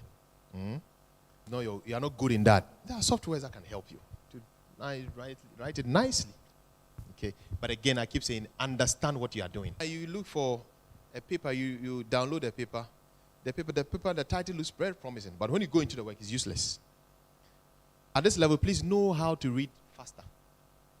If I have a 20-page document and I want to know what is in there, which part of the paper will I read? The abstract, straight away. You go straight to the abstract. In case it doesn't have an abstract, where will you go? Sorry? Pick the paper. Within some few minutes, I'll be able to know what is in there. The methodology, the population, everything. But if it's good, I'll use it. Okay? Quick way of reading. Okay, so now evaluate your sources. Then an issue of date of publication is very important. Some of you are using very old references. There was one colleague who was talking about technology, and he quoted 1993 reference. And I said, please, can we go back to your introduction? So he went to the introduction. I saw 1993. I said, Chief, you are doing technology, working on technology. You are talking about your reference list, and it was even worse. You see, he's done a good work, but some of these small things made the whole work useless. How can he quote 1993? Please stay within 5 years. And the sources that I'm introducing you to, please, 5 years. Even yesterday's article, you can get it. I've mentioned this. Yeah, now. So issue of the evaluation, the relevance, the credibility of the paper is very important. Anytime you are reading a paper, straight away drop it. Drop it immediately. Because you can't substantiate a lot of things that you pick from there. The accuracy, the reliability or reasonableness. Some papers, you read the paper, you can see that this is not what you are talking about. No. And he's now telling us the limitation. You see that the wrong sample strategy has affected, and now it's come to tell us this limitation, which is also not, it doesn't make sense. You have used a wrong strategy, and they come to tell us that's why you're having issues. No. If you had used a correct, you know them as you keep reading, you see it easily. And soon you become a reviewer. Are you okay? You become a reviewer. Referencing, the date of publication, a whole lot of things. The structuring of your work. And don't be shy giving your work to someone to say it, because they think that someone will steal the topic. Look, me and this guy, we can do the same topic. We can do the same work. My methodology will be different from his methodology. Or two of us. Whatever you do, I can also use a different. It may be different from mine. He may be looking at optimization. I may be looking at SEM, structure equation. Discuss. So the relevance, the timeliness, the author, the prestige nature of the work, the controversial nature of the paper. If it's there, please point them out. And be able to critique papers very well. To read a paper and critique a paper. So for PhD training that I do for 3 days, I normally tell you, we give you a paper, go and critique and come. So when you come, we all discuss. Sometimes I give a paper, 20-page document, go and summarize it, half a page and come. When we come, then we talk about it. Do know how to do this. It helps you to write your literature review. Solid one. Okay? Okay. So it begins with active reading in critique. It begins with active reading and careful note-taking. Now, what are we talking about in critique? We are all looking at the weaknesses and strengths of the paper, of the article that you are reading. Okay, so look at what issues has he, failed to consider. Are his conclusions, ask yourself, are his conclusions valid? And it doesn't make sense. Because your supervisor will ask you. People who don't present good papers, you go to your supervisor, that's where there's a problem. Your work is horrible, very horrible work. Sources, look at this, go and do the work well and bring it. So you go and then he will tell you back, go and, these are simple things that you have to work on. You are not working on them. So he will not be happy with you. Because you are a lot. For business school, I know someone can have 100 students. One person.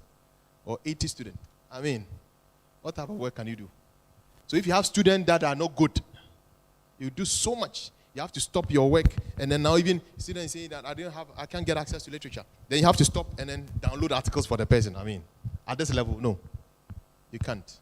So in the end, you see those who don't graduate faster, these are some tricks that you have to. Even though I know, bring it no. If I'm supervising you, for instance, you bring it fast. Let's go. It's good. Then go and look at this one. Okay, go and come. Then, you are moving. Okay. All right, now, ladies and gentlemen, I want to encourage you to be fast in your research work and understand the area very fast. And one of it is by reading review papers. Review papers are very good papers that gives you a quick understanding of an area. When you read that review paper, it has given you a quick understanding of the area. Fast one. Instead of you reading research articles one by one, paper one by one. So in there, show you a lot of things about methodology, where the work has been done, all the issues that were raised. And then if you want to narrow it down to the individual papers, you can go into the reference list and then use it. They are very good places that you have to use to have a quick understanding of the subject area. If not, you can waste so much time. Okay, so love your review papers. Review papers are good. So we have different types of review. We have narrative reviews, systematic reviews, scoping review, different types of review papers. But be targeting more of the systematic review papers. Okay? Right. Review papers. Those in health, be targeting all these papers more. You don't have time, so please, these are some of the tricks. And I think I mentioned a while when I started about keeping up to date. Set up alerts so that you can get current sources all the time, and we'll be reading current papers all the time. So you can set up RSS feeds. One, you can set it on the Google Scholar, create an alert, or you can also set it on the Science Direct platform. Gentlemen, do I have access to internet? Is there internet here? All right. Okay, some few pitfalls because I'm bringing my just and some mistakes. So keyword selection, choosing the right keyword for your search is crucial. Very, very important. Yeah. Don't do it. You don't have any article coming up. The concepts are very important. The key concepts are very important. Incomplete sources. Relying solely on one, and I've been training people on that. It's called publish or perish. How many of you know publish or perish? Publish or hey, people don't know publish or perish. Oh, how many of you know publish or perish? Hey, please, then you have to come for the training. You are losing a lot too. Or you are in first year. Are you all in first year? So please, there are quite a lot of resources. Big man, are you in first year? Okay. You must understand what is H-index and what is impact factor. So your supervisor may say, use a journal with high impact factor. Okay? It's all about citation. The more a paper is cited, the higher the H-index. The more an author is cited, the higher the H-index. The more authors and paper, research article by H-index. Okay? So know the differences, impact factor. But I will also say that for a manuscript journal, then your supervisor says look for a journal with a high impact factor. For that one, I will say look for a journal that has been indexed in some of these data by pushing more people to cite. When you submit your manuscript, I'll tell you that look for the journal that you are submitting the paper to. The papers that are there, cite any of them. It's the first time they are publishing. Look for DWAJ, Directory of Open Access Journal. Go in there.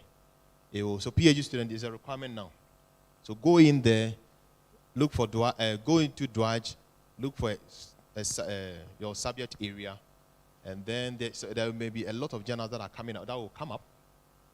Some will be charging, some will not be charging. Some will tell you the period, how many from the day that you submit to when it will come out.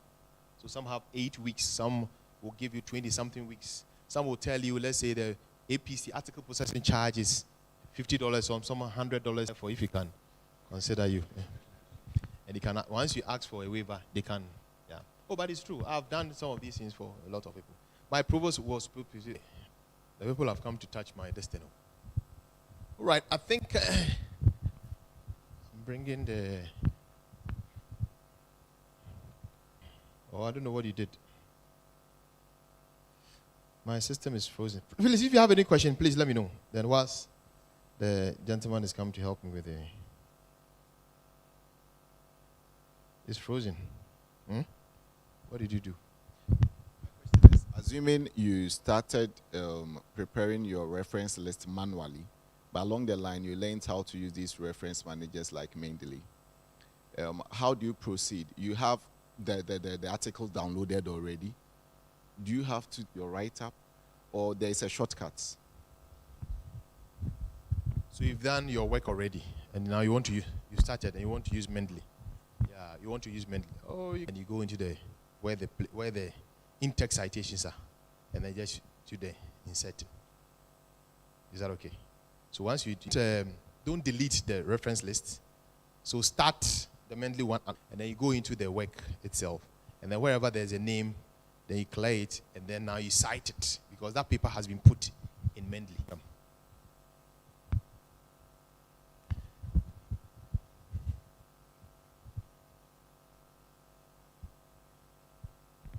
As what? As a student. Yeah. Because where I went to school took, Charlie, everything is for us. But here it's not like that. But again, I also blame you. And I was the administrator, and I gave students. I did that because some of you had supervisors who were trying to prevent you from having access to it. Supervisor, everything is perfect. You have very little issues with your supervisor. Now I started doing that 3 years ago. Someone, people started giving the class ID to people in China and Singapore and all those things. And that was the problem. I have a lecturer here who, when he was a student, he was using it. Anchor, is that not correct? Yeah, I gave it to him many years ago. That was 2015, whatever. And so I think that you should have account. But what we now currently, we don't do that. What I have done now is that, so when it comes to College of Science, the Research Commons, there's a gentleman called Patrick. So I've given access that if you want to do your 1018, he can do it for you. So you cannot have access. But you can have access through your supervisor too. So all the supervisors have access to the 1018 platform. Are we okay? But again, we are getting to a point where you come back, you will still have access. What we want to do now, we want to integrate it onto the learning management platform. So once you integrate it onto the learning management platform, you all have access to the learning management platform. Correct? Yeah, so you have it. So when you go to 1018, you log in. You log into the platform. 1018 is there. Click on it, submit your work. That's all. Any more? Yes.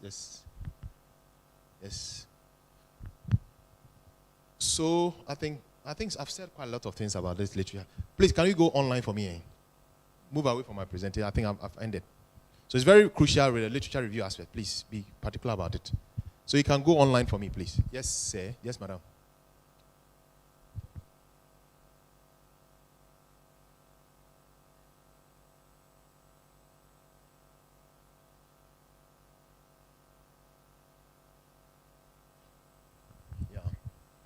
We are not. So for instance, we want to get access to EndNotes.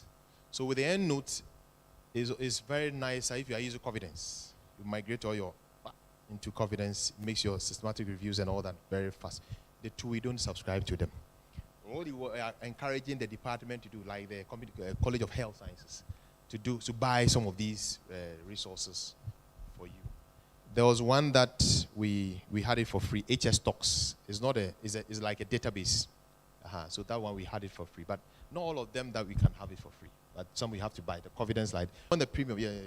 So we can also go for the premium, but you have access to Confidence anyway. Any more questions? Yes, one behind you.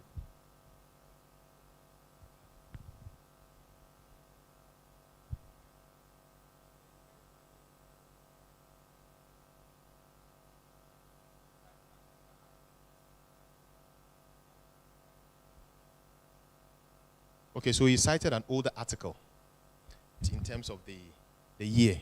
The year, it all depends. If it's classical, definitely you use old. Are you getting it?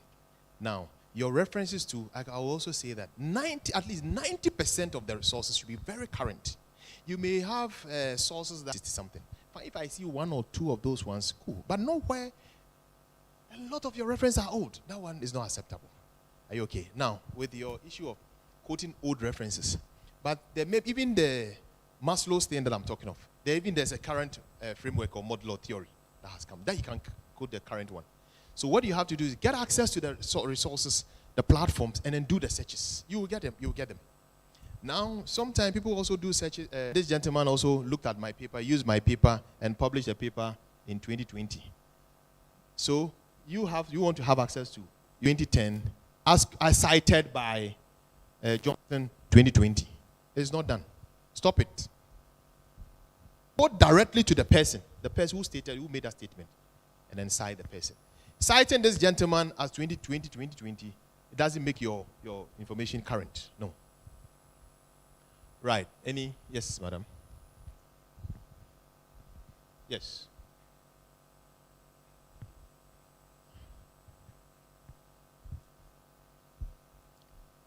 Okay. You may be on campus, but you are using your Wi-Fi.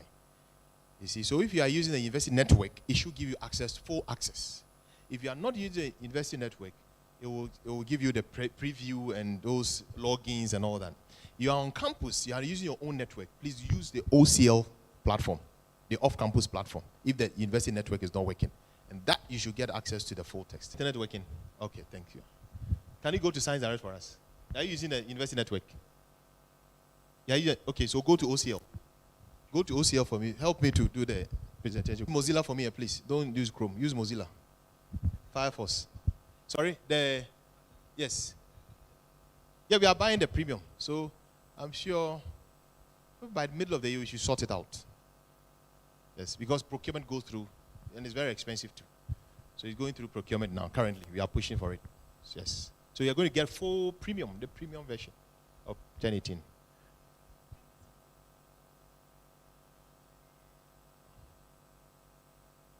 Oh, 1018 is for students catching student plagiarizing, more or less.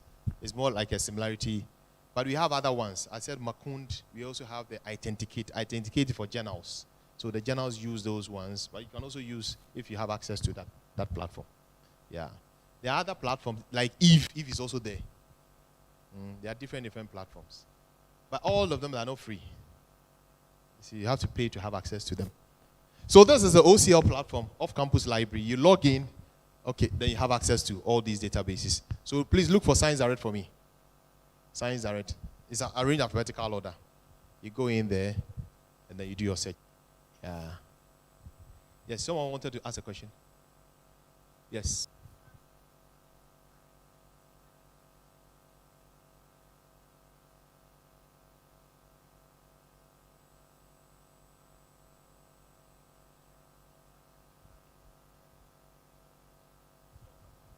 That one is correct. You are correct. So because anytime you are doing a systematic review, you specify a period. So if you specify a period, like say I want to look at 50 years, I don't have a problem. Definitely it's acceptable because you are doing a systematic review and you have indicated 50 years or 10 years or 15 years or 20 years. That one you have justified already. So we know what you are doing. Do you understand me now? Yeah. Yeah, so let's do a search. Antibiotic resistance. Okay, do a search. Oh, don't click on advanced. Yes. Let's go down a bit. Now these are the review papers that I'm talking of. So you can easily click on that and you can have access to the review papers. You can have access to them. Now, please open this. A new tab. And then type Science Direct. Science Direct. Who is timing me? Is my time up? Okay, it's there already, isn't it?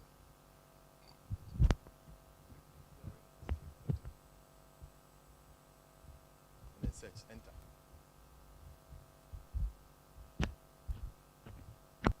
This paper, when you look here, it's free. You can have access to it. But here, you see you can't have access. When you click on it, the person who published it pay to publish. So we have to have it for free.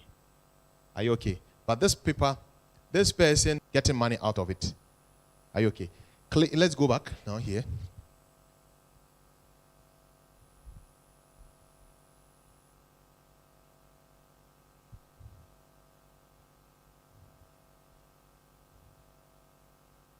This one.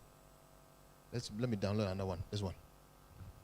I want to download this one. Yeah, that's one. That's right. I wanted to show you something on more so the Elsevier journals, the papers.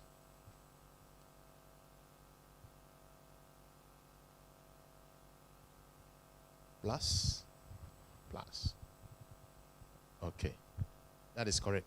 So here, this is coming from Science Direct. So Science Direct is a database. This is a journal name. Okay, and you can easily see this. Okay. Never confuse yourself with some of these things. Yeah. Okay. I think I'm cool. Any question? Then there's a platform. Please, let's go to look for this platform for ProQuest. Q. PROQU. Yeah. So there's a platform. Many of you are come to write your thesis. You can have access to thesis and dissertation. Go in there, have access to thesis from different to know how to. The way we write for thesis is different from the way we write for journals and book chapters and all that. So that is why this platform is a very useful. Person went about it. Do a similar thing. Okay. Right. With that, I don't know if you have any. If you don't have any. Bruce Lamte. Any questions? Taking 3 questions, then we'll quickly break out into our various groups. Any questions? One. Any question? Dr. Lamte, please, I have a question for you from online. The person is asking, his Mendeley and then other references like Zotero is not working on Office 365. What does the person do? So I'm taking questions. Any question? Once again, Dr. Lamte, thank you. Kindly guide us briefly through how to navigate on Agora.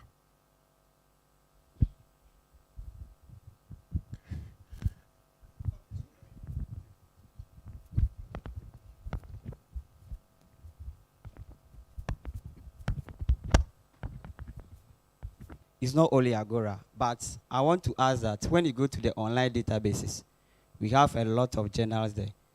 Does it mean when we use the Wi-Fi, we can have access to all of them? That's my first question. And then my second question have to do with this. The high impact journal that you said. When I use a classical one, like something that is in the olden days, let's say 2000 or something like that. When I use it, the classical one, like a theory, let's say we are talking of a theory. When I use it, is it also bad? So that's my second question. I mean that I used old literature, let's say 1999, but it was a theory. So the person that brought that theory established it in the old.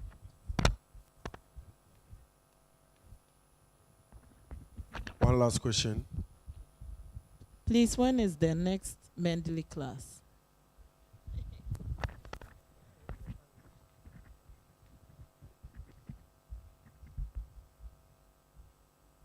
When is the next Mendeley class? So tell me your date, then we can organize one for you.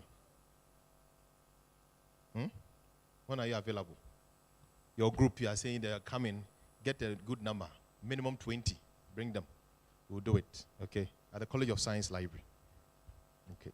Is that your question? Then the gentleman, I've answered your question, isn't it? It's acceptable. Did you ask 2 questions or 1? And the first one was what? Yes. All right. So, a lot of what? I like the way you've moved away from a lot of journals to a platform. That's so a lot of them, almost all of them, we've given some description. So the gentleman is talking about Agora. Agora is also there. But Agora, you have to get it through a Research for Life platform. So you go to Research for Life, the Goli, Hinari. Okay, so I know Research for Life, the people who use it a lot are the health people because of the Hinari. You see, so there may be some articles that you go to Science Direct. Sometimes you may not be able to get it, but when you go to Hinari, you get it.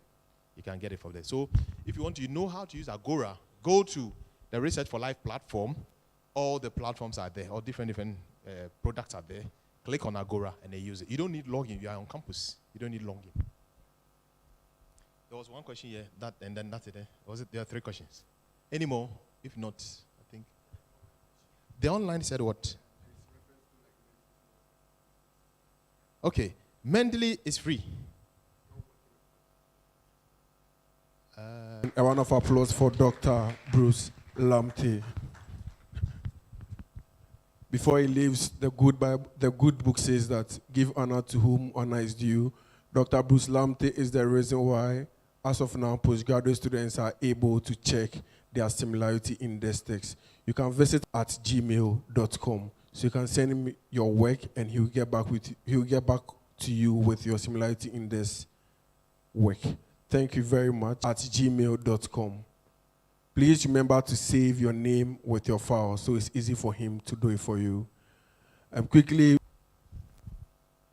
Arts and Built Environment would have to move to Block C, FF02. I would have to go to Block C, FF02. Engineering and Technology Innovation would have to go to Block D. You would have to move to Block D, and the class is BF03A.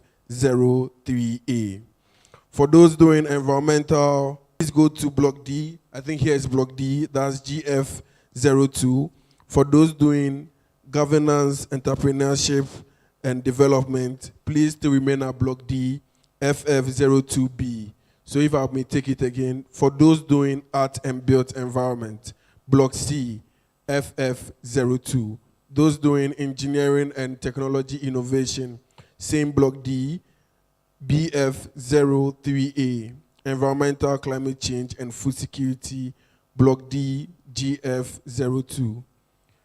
Governance enterprise doing health and well-being, kindly stay here with us. Those doing health and well-being. So please, if you still want to know where you're supposed to go to, you can kindly come to me and I'll let you know where you're supposed to go to. And it starts now. Please, when you move out, there are people in t-shirts. Thank you.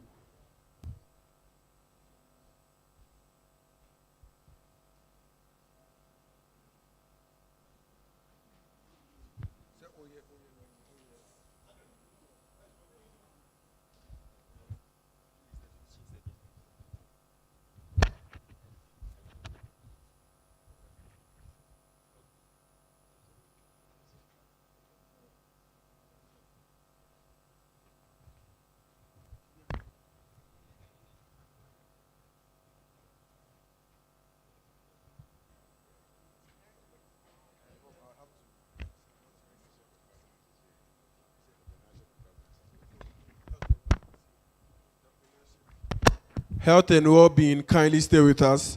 Entrepreneurship, governance and development, Block D, FF02B. Art and built environment, Block C, FF02. Engineering and technology innovation, Block D, BF03A. Environmental, climate change and food security, Block D, GF02. Please, the session starts now. If you're in health and well-being, kindly move to the front. Kindly move to the front, please.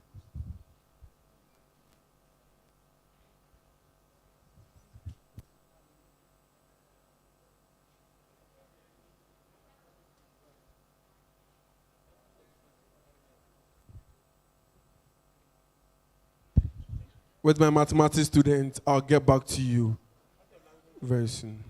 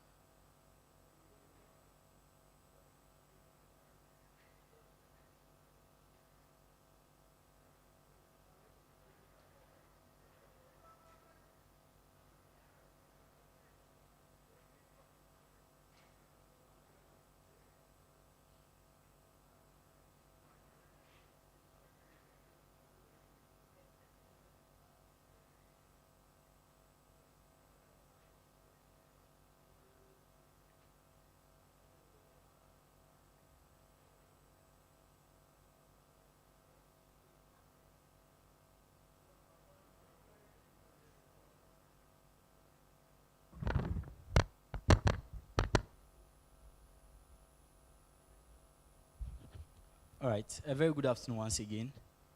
And then we are welcome from different backgrounds and then disciplines. I mean, it's not about the program you are studying, but where your research interest falls. So I met someone from statistics, what his interest is, because even as a statistician or a mathematician, and so fall into the health and well-being group or any other thing else. So I'm sure we are all here for a reason, but not entirely so. We are here because of the interest we have in health and well-being, which I believe cuts across as a moderator. And so I would invite the rest of the session. Please let's welcome him with a round of applause.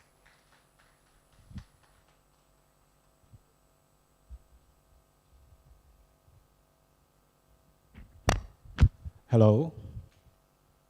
Hello. So I'm here with you to take you through say I'm one of you, so you should all feel at home. And this will be more of trying to share what I know.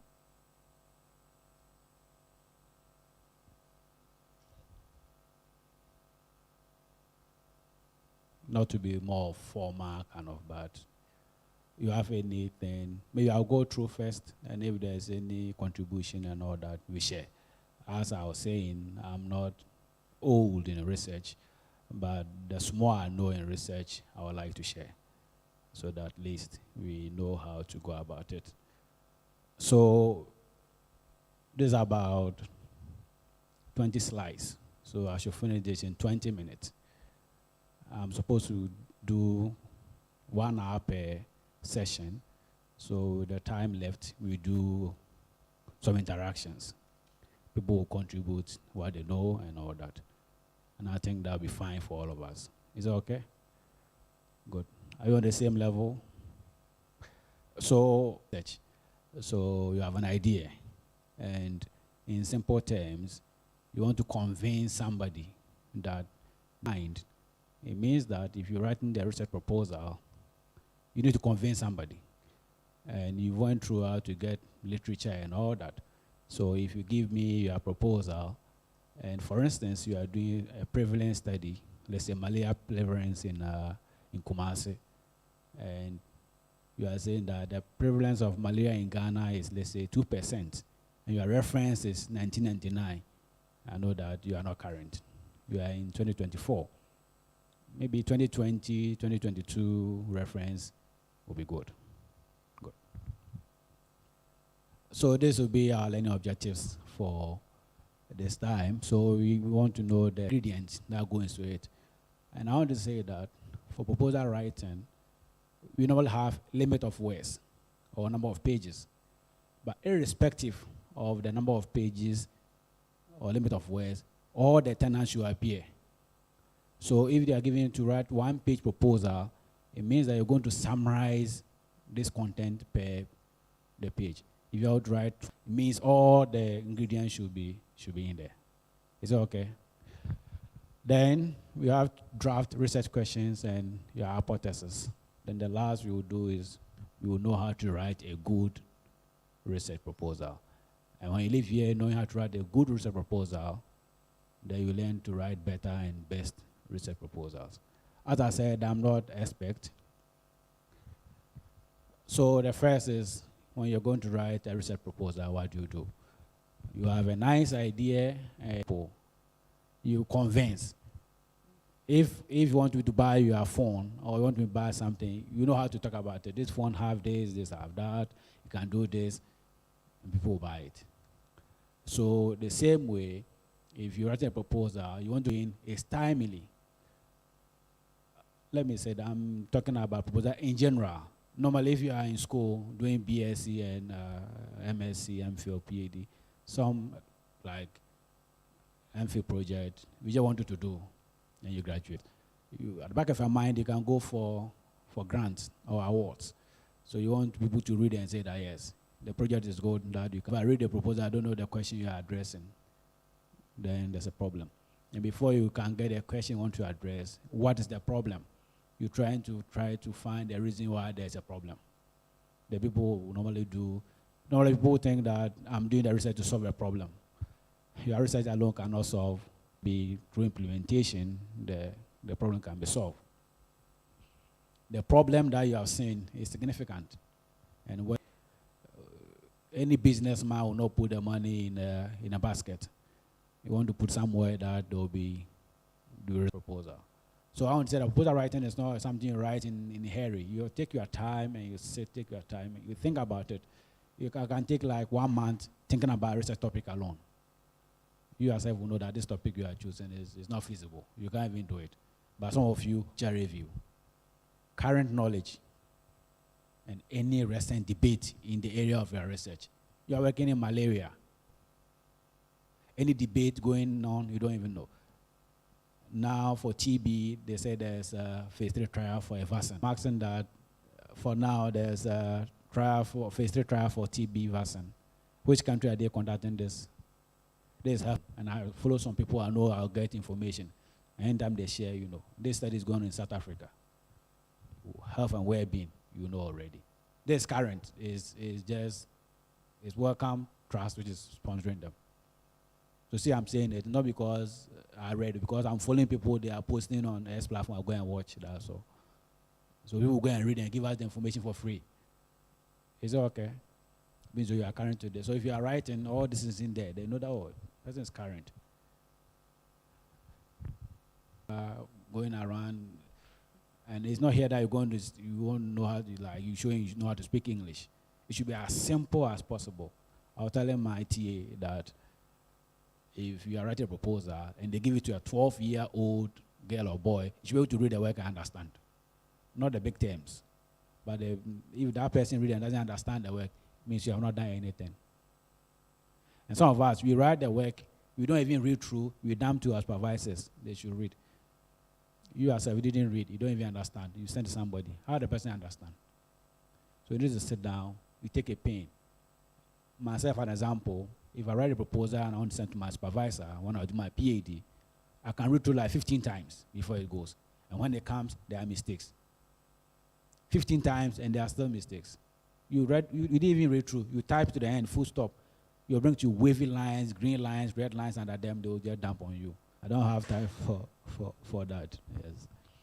So it should be coherent. You should make sure that if you are writing something about, let's say, malaria, you all know that you want then talk about treatment, you talk about prevention. This is coherent. You don't start and say malaria is prevented by doing, you don't even know what malaria is.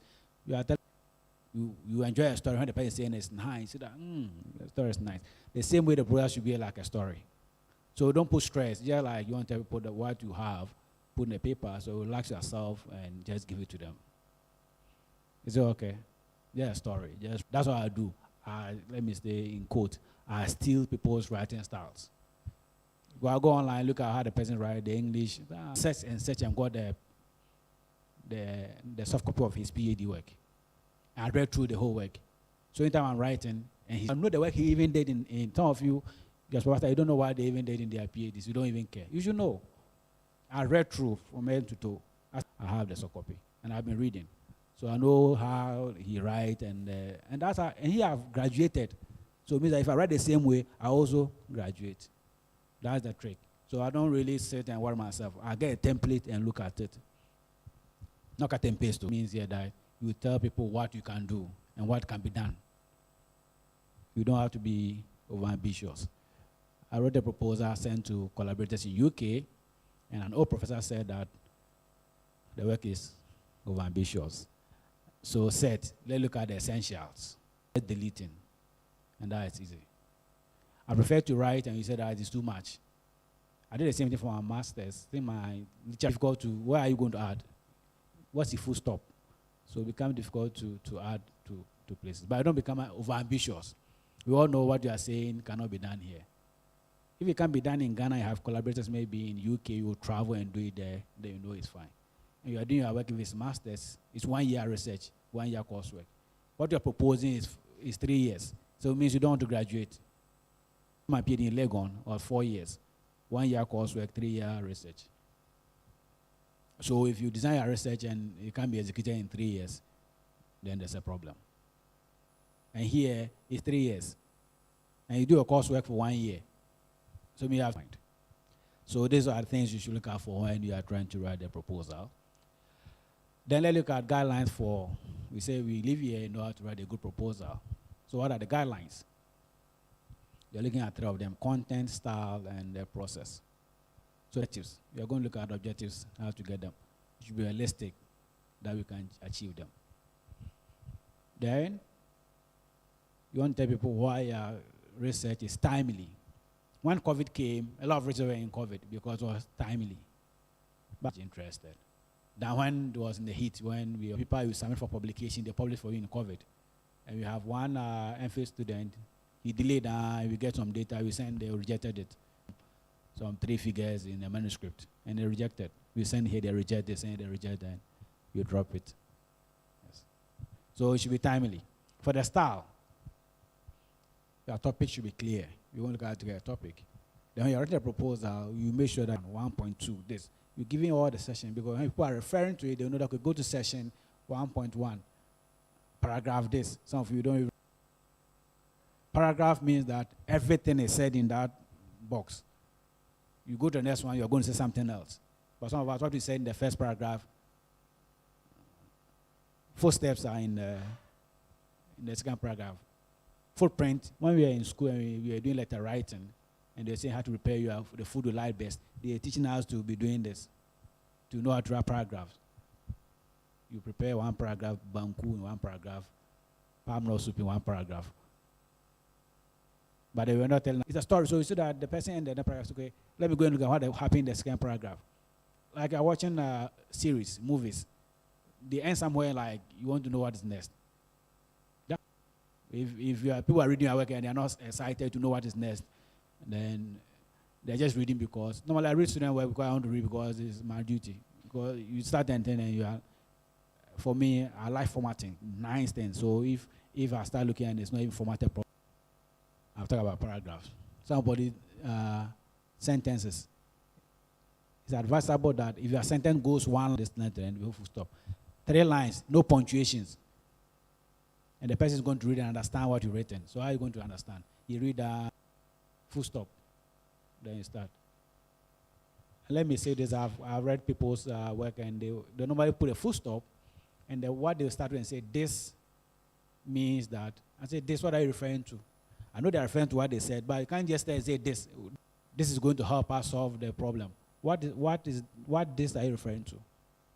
You don't think that the person reading should know. No. You make sure everything is in there. So maybe this study will help us to solve the problem. Don't you didn't say this will help us. What are you referring to? Is it a study or I can say that, okay, this week I'm writing 2 paragraphs. You sit down and plan. I can write 3 paragraphs. And this way I'll sit down and pick a pen. This will be, and I'll count and make sure there are 20 lines. It's a style and it can be done. Just, it's a story you're telling. There are times you need to say write 12 pages. You need to be adding a bit of not really relevant. But if they say write 1 page, straight to the point, you hit it. You don't go be just walking around. The process. So this one there you should know. If you are doing even a project for, if deadline is, let's say, end of the month, and you come and see me that I had a proposal to write and you won't submit, you need 6 months to write it. How many months? 6, yes. It's not like you write finished proposal, go and sleep over it and come back again and look at it. Means it's not some of you just know about the work. It's instead of you're walking around, you know that there's a changes. Yesterday in the evening I wrote something, it doesn't really fit where I put it. I'm done with the work, close my laptop, I'm going to take a shower, but I said to them, no, it's equivalent I put there, it shouldn't be equivalent, it should be respective. Means the work should be something you are thinking about just like that. Your research as you are, for me, means the work, some of you, your supervisors are the person who understand the work more than you. Meanwhile, it's you who are doing the work. That shouldn't happen. You should go to your supervisor. So identify your supervisors early enough, discuss the idea, and allow plenty of time. A rush, when they present their slides, their colleagues say that it is showing in their slides. Mistakes, yes. But they rush through. Some of them wait, but I'm saying this is a conference. I can't bring power notes here. I need PowerPoint. And I sit down, go online from scratch. I did everything from scratch. It took me 2 days to do this. 1 day for research proposal, then also I go, yes. So if you want to be a researcher, you should be disciplined, should be cut like that. Let me say this to you, from experience, it's not bringing that. They can help you to do it. But you have the idea, the right type is poor. Look at them, no. Because already it's not showing any, they know that you are deficient in this method, they'll help you. A bit of science. We take a cell, they are organelles. So if there's no organelle in the cell will not survive. Or if there's no mitochondria in the cell, no energy for the cell. So if you're going to write a proposal, all these things come into proposal. So if you write a proposal, you don't see any, I don't see any of this, means you are not done with the proposal. If it's 1-page proposal, this should be there. Even if it's 250 words, all this should appear. Maybe what will be out is this, the budget and work plan. That will be out of the, apart from that, you need referencing. I have 30 minutes. We can finish. 15 slides. So we're going to go through one after the other. I have to get a topic, I have to write the background. Some of them I'll be giving examples, not all of them. Some of them, you want to bring an example, me that the whole, but for it now, that'll be in the next talk. But I'll make sure I'll go through all of them. And I'll add something to it too. So the first is going wayward, means the whole research is scattered. It's not true. So the topic is the head. Somebody, the first person read the topic, and it's not interesting, that's all. Everything is short, precise. One professor told us, Prof. Andari, the now Pro VC for Legon, if you go to the third line, then you have to sit down and look at it again. I mean, there are a lot of things you are putting in there, they are not supposed to be there. You go one line, like there's something in there that you need to take off. So now I normally write my topics. If I'm going to write something, one line, times 10 words, I'll make sure my topic fit in 10 words. Some even grant to just show that the topic should no more than 15 words. They give you a cut, so you have to be taking, try to reverse there. And this one should be good in English. Be using, though it should be specific enough. And we're going to see an example that your topic should be related to your objective. The main objective, whatever, that's the aim. You have to be like this, similar. The only thing is that the first one is just a statement. And now they'll just be like to determine or to assess, to evaluate, just the same. So I see that the communication is there. Is it okay? Then interesting, able to catch the eyes of the reviewer. This interesting here is not interesting to you. You can't say, oh, it's interesting to me. No, to the scientific community.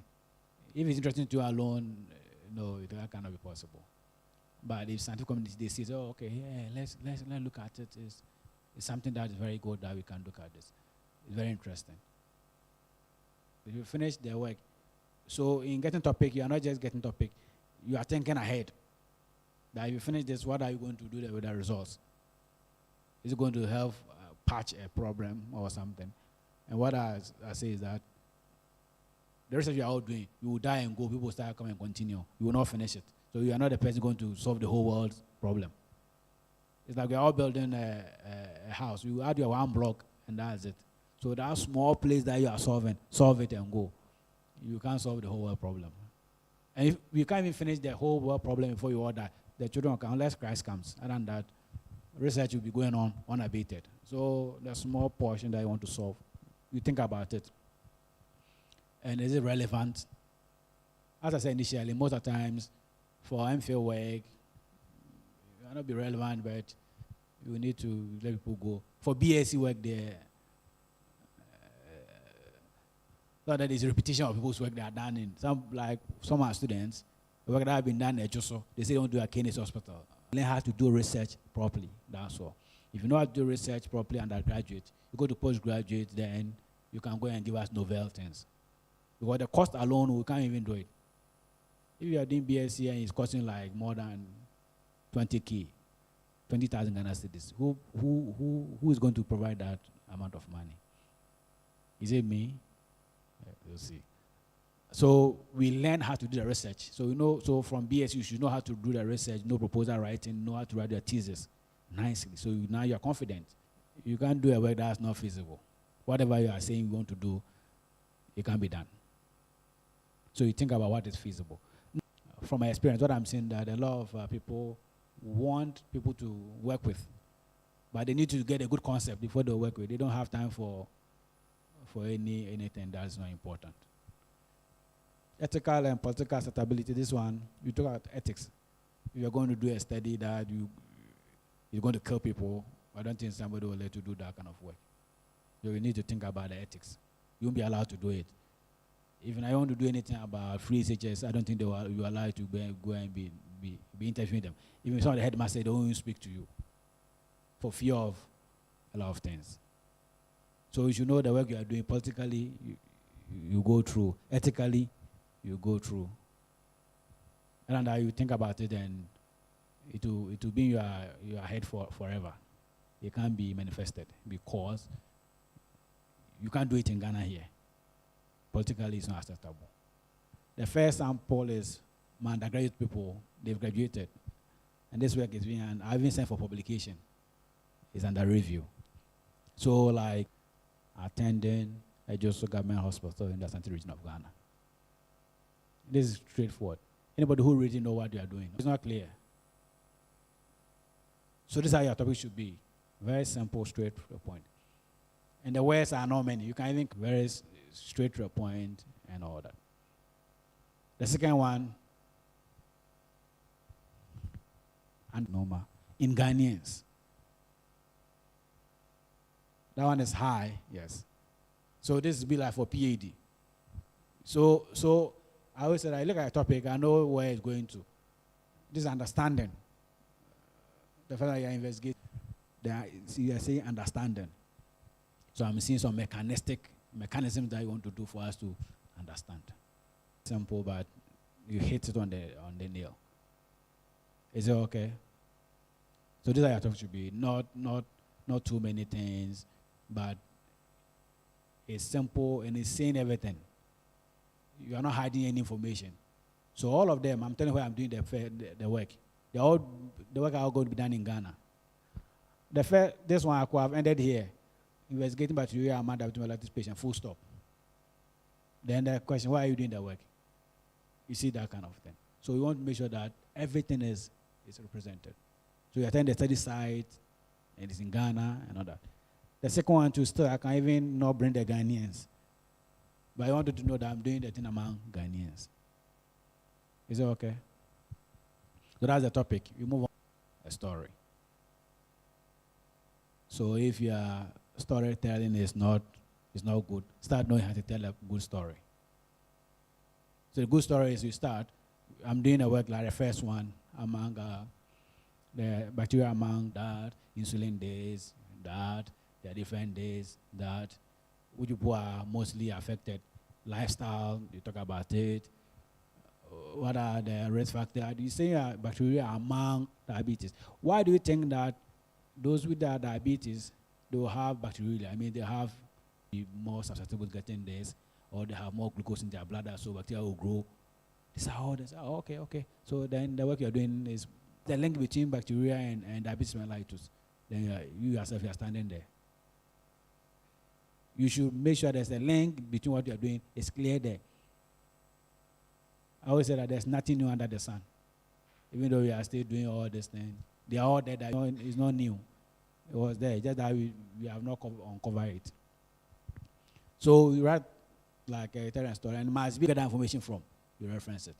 When I did my BSc, I got that understanding from my supervisor. You write and send to him. You can't say diabetes is caused by this and that and no reference. Where are you getting that information from? Let people know. Or we are talking about people susceptible to getting infection because they have diabetes. Where do you get it from? You don't go and sit in your corner somewhere and think that. No. I always say that in scientists, it's like go to do. They're going to bring me the code of ethics and read it to me that this is what you have done. And because of this, that you are offended. It's not true. So you also make a statement, you don't reference it. How am I sure it's true? You say go and put reference, they go and be putting anything there. But we and I know that people cross-check references because that shows that he has the clinician on, I think, Tuesday or so. And the things I told her, this is the first time of her hearing them. So having a virtual meeting, So when I have a meeting with her, she was searching online. He told me that he was searching to find what I'm saying, whether it's true. Have a good knowledge. You know what you're talking about. So you are aware of theories and conflicting evidence in the area.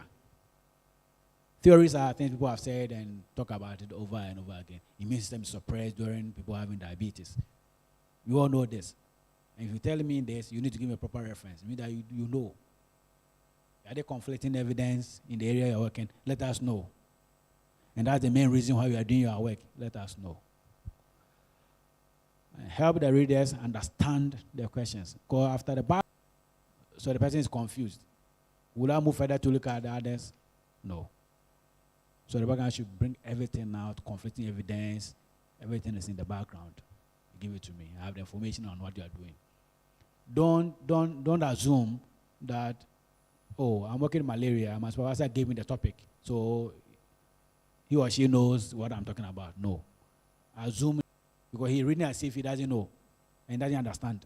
But you, as you're reading, oh, this one, he should understand. No. Everything should be there. Search in the first place. Hello? If there's no problem, what are you solving? Or what are you trying to do? There's something you're thinking about. Okay. The second topic I showed you on looking at polymorphism in the HIF1 alpha is something I'm thinking about. Okay, Ghanaians are getting more liver cancer compared to other people. Could they be about it? So I don't just jump and go and be writing in any book. I can be sitting there and be thinking and thinking and thinking. Okay. Myself, I can think and know that, oh, what I think, stop it and think about something else. Yes. You should know that what you are thinking about, as I said initially, I can take me 1 month and I'm still thinking about a topic that I want to talk about or do. Because you go and what the first thing I do is that I go online and search. And I did this work for some visiting research program. I was trying to look at the work and say, okay, people with diabetes, interferon pathway to see whether glucose suppress it. It's a pathway in the innate immune response. I was thinking about this just to do. It's published in 2014. So I was depressed more. I said, oh, this is my concept. And I've been thinking about it for 1 week.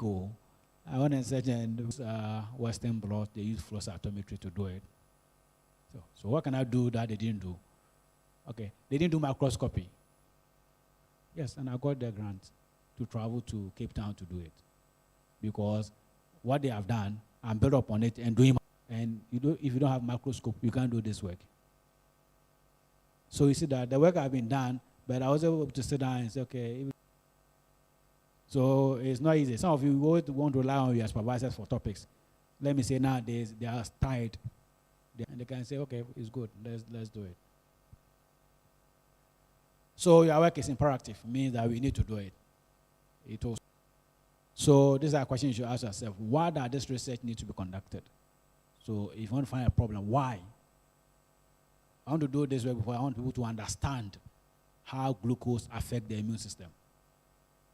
That's all. That's what I want to do. So I'm not going to look at that in my work. I'm looking at understanding first. I'm staying simple.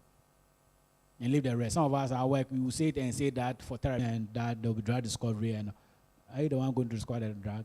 No. So why does the research need to be conducted? Very important. What issue does the study raises that have not been done in other studies? So the example I gave you, we don't know the movement of the proteins in the cell.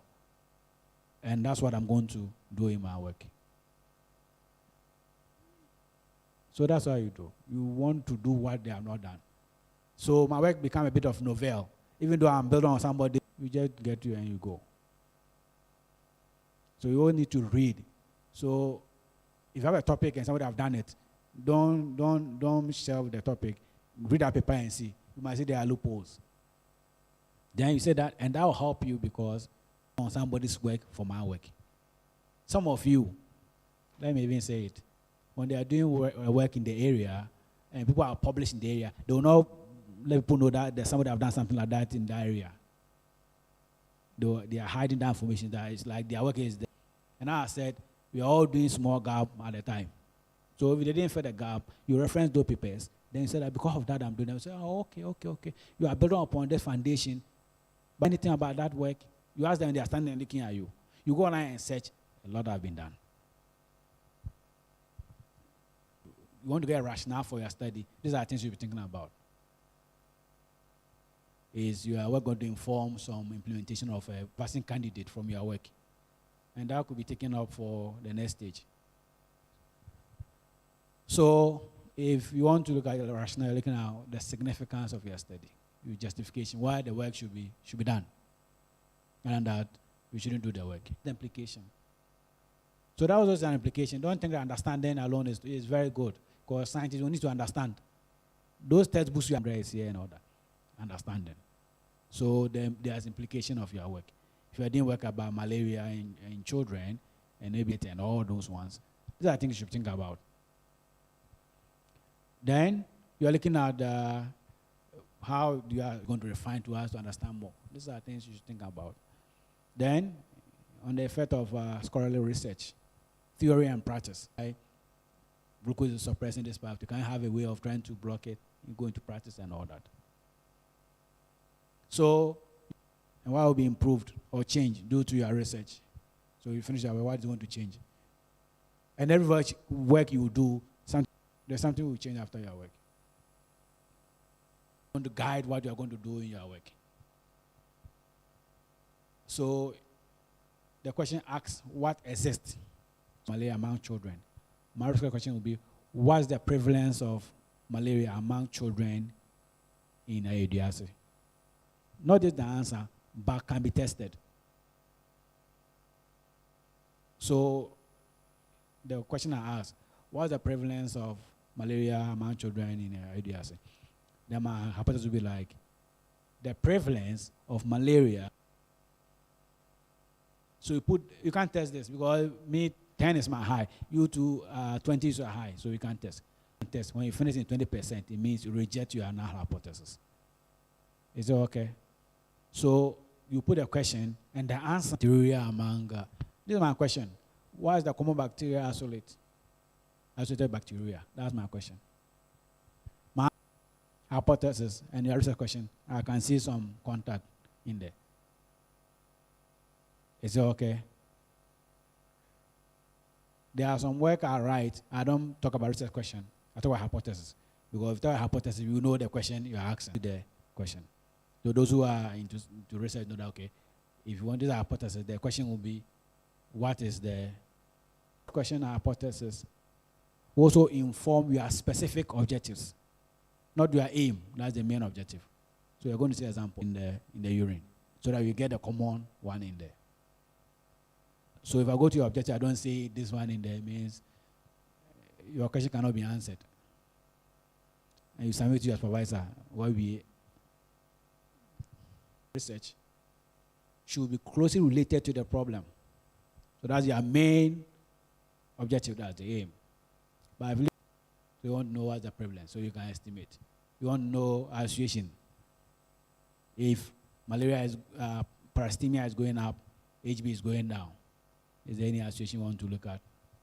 And all that. You can also do evaluation.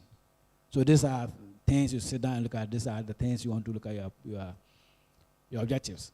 And for master's PhDs, you want to see that you want to objectives. So you have the main objective. That's the aim. We always say aim of the study. That's the main objective.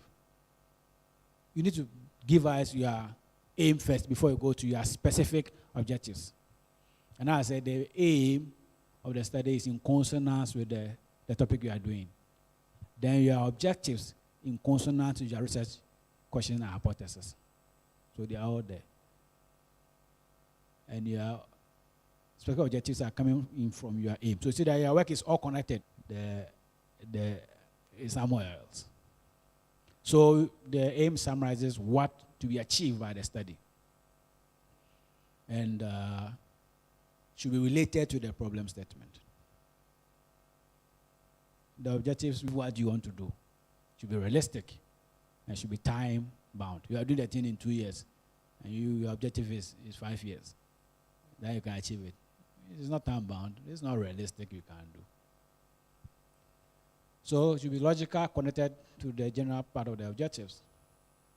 Or rent collection, analysis of data. So these are going to tell you how to the data you need from your specific objectives. Objectives are just, people will list like 10 specific objectives, but if you look at it critically, it's only 2. They want to separate it small. It doesn't mean that you have, to me, data analysis you are putting there. Because I'll do this analysis on objective. No. Objective is like a sample. I'll look at the difference between this and that in the same sample. I'll do the same sample. So it means if you can't do the first one, all the objective you are saying there is 0. Then there's no objective. I was told that your objective should stand alone, especially at master's and PhD level, so that as you're waiting for region for objective 1, you can still be doing objective 2. They should not be related. They should stand, your objective should be standing alone. So objective 1 doesn't have any problem with objective 2, objective 3. But some of us, if you can't finish objective 1 and it's not coming, you go and start with objective 5. Some of our work, if objective 1 fails, the whole work has failed. It's on the knees. So this example from the same bacteria. So you see that the first one is just like the topic. To investigate bacteria, blah, blah, nicely. Then it comes to your specific ones. The first is to assess their risk factors. So you see that these are risk factors. Questionnaire is coming in. So it means our questionnaire. So it's directing the data collection. The second one, identify the common bacteria. It's the common one. That's the question I'm asking myself. And that's my second objective. But the first one is just, we call something called low-hanging fruit. One table. You need to be getting some tables which are in there, but not the one you are interested in. But they are in there. So you have to assess now after getting my common one. I don't end there. I'll assess antibiotic sensitivity. Yes. And this work of undergraduate studies. Here now I want to know antibiotic resistance. We look at resistant markers, genes. So we're going to extract DNA and move on. So some topics can be tweaked. And we can move on and look at our extract DNA by primers. We do a run HL and see the gene. Yeah, go. So this is how it's supposed to be. Is it okay? Good. Very nice objectives.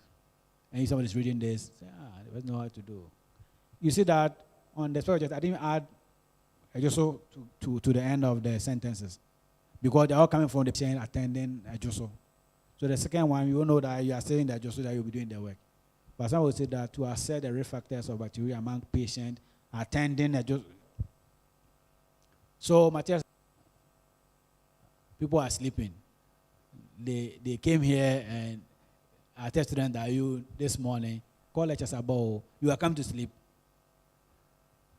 You tell them you are come to sleep. You tell them I'm going to lectures. All that you come to sleep. But we look at that. Don't talk about expected outcome. It means you didn't do the proposed stand. Maybe %. If you know it, why are you going to do the research? No. With this same bacteria. These studies expect which will help in health education to control bacteria among these patients. That's my expected outcome. That's all. I didn't tell them that the risk factor will be multiple sexual partners or something. You have not done the work, so I don't even know. But I'm telling that when you get there, so help us to know scientists will have risk for money that you're going to spend on their work. Then you tell us the timeline. How are you going to finish the work? This month I'll do this, this month I'll do this. Yes. And you're going to follow it religiously.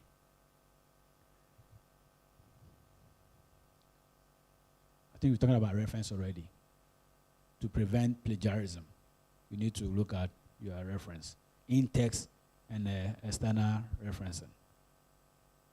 But if you have any question, you can, yes. 17. You want to take a snapshot?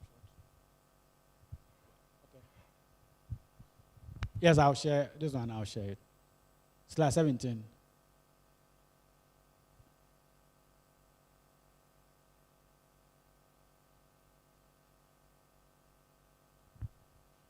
That's the question. Is there a question? Yes.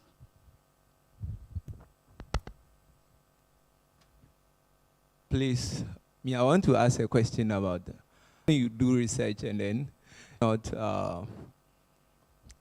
those you are good to go and then the acceptability rate is always high. But here in our part of the world, mostly dealing with negative results. is more of we, the basic scientists. We put our hypothesis and raise a question. We want to still achieve it. And so that's why you should present. The expected outcome is this is a proposal. It's not your work, your thesis you've done. This is what you are expecting to do. So it's not the same as the result. It's what you think that, okay, this is what I'm expecting that I'm getting from the work. We did one undergraduate student studies. I think your work, we are saying that people with diabetes might have liver disorders. And they went to do it and didn't find anybody having liver disorder with diabetes. I still wrote the manuscript as under publication. It's under review. This is what we found in our population that is not. Then you're going to discuss, yes, and tell the reason why and give out the sample size was too small and all those kind of things. So it's not just it's a negative result. That's what you are seeing in your population. So you also recommend that the work should be done with a larger sample size in different settings and we see. Yes. So there's nothing like negative results. So they didn't see anything. What I did was I picked the raw data and analyzed myself. And I found something interesting that as glucose level was going up, our synthetic capacity of the hepatocyte. And that's what I used to write the manuscript. So in the raw phase for the student, because they didn't know how, because I don't have time for the thesis. When it comes to publication, I'm interested. So I picked the data myself and reanalyzed and saw that, okay, I'm seeing this. And that one alone was that high glucose, low level albumin. And I'll bring in the biochemistry and say that it's affecting the liver synthetic capacity. So people with high glucose should be controlled so they get in the normal so that their liver function is not affected. Even though all of them have normal liver function, but the albumin level was gradually going down. And that's enough and was statistically significant. And so negative results is most of the time how you analyze your data and all that. If you are not good, you don't really do a lot of rational analysis, do this, do that, do that. You might think there's no anything there, but there'll be something there, but you couldn't even able to say it. But if you still do and still what you've gotten, that's what you have gotten. You send it as it is. And there are some publishers, they publish negative results too. So you send it to negative results. It's more of experimental design, what they're going to do. We are all doing health and well-being. So let me say that the research I even do myself, I don't normally do what I'm teaching here. I do basic research, pure like culturing cell lines, doing treatment, doing this kind of. And we don't normally use this out. If you're using human participant, how you should be able to do your work. And we can trust your result. They will say that's why you're getting this result. But if the design is what is expected to be done, and you get that, the scientists will, this is not what is supposed to be done. So this is what we are, then ethical issues in research, talk about it. It was part of the materials and methods. So you're doing a proposal, it's part of it. You are doing a thesis, it's part of it. So this topic is part of your proposal, it's part of your thesis. And the background you're talking about are all part of your thesis. The only nice thing is that if you have to write a nice proposal as a student, it means that when you're going to write your thesis, chapter 1 is covered. Chapter 3 is covered. Because the method is what is the yoke pitch that have been done. So life is simple. So 5W, what, who, when, why, where, and how. These are things to think about when you're looking at your research design. How are you going to do it? Where are you doing it?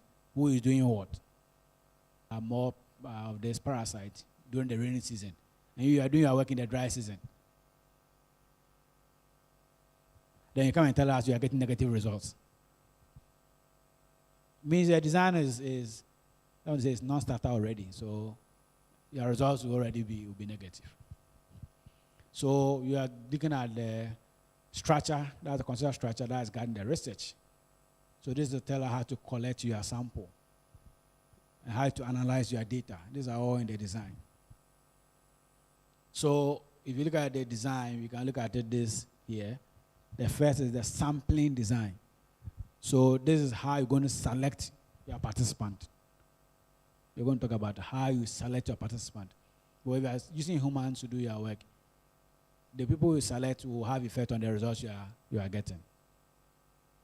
So if you need to take people out, make sure that these people you are sure that the results you are getting will not be negative. It's what you expect. If you go and give him garbage in, you garbage out. And you don't go and blame anybody. Then observational work itself. You're taking your blood samples and you are doing your lab work. You need to talk about this. If you want to store your sample, not free thaw. Free thaw means that you freeze and you thaw it. You freeze it. Somehow you put a sample in the fridge, you come and use more, you go and put it back. And the proteins in there, you're going to have effect on them. So if you want to, you can either cut them in small containers, you keep them, you pick one and work and discard. Because if you free thaw, by the time you finish the last kit come from UK and you want to do it, what you're looking for is degraded. Then you get negative results. Then you look at the statistical design. Here, students, when they say they should write it, they don't even know how to write it. You go and get advice work. So if you don't get proper analysis done, you might have very good data, but because analysis, you are not seeing anything. And this is part of the research design. Put the data first before you're analyzing it. So people finish their work and they'll send it to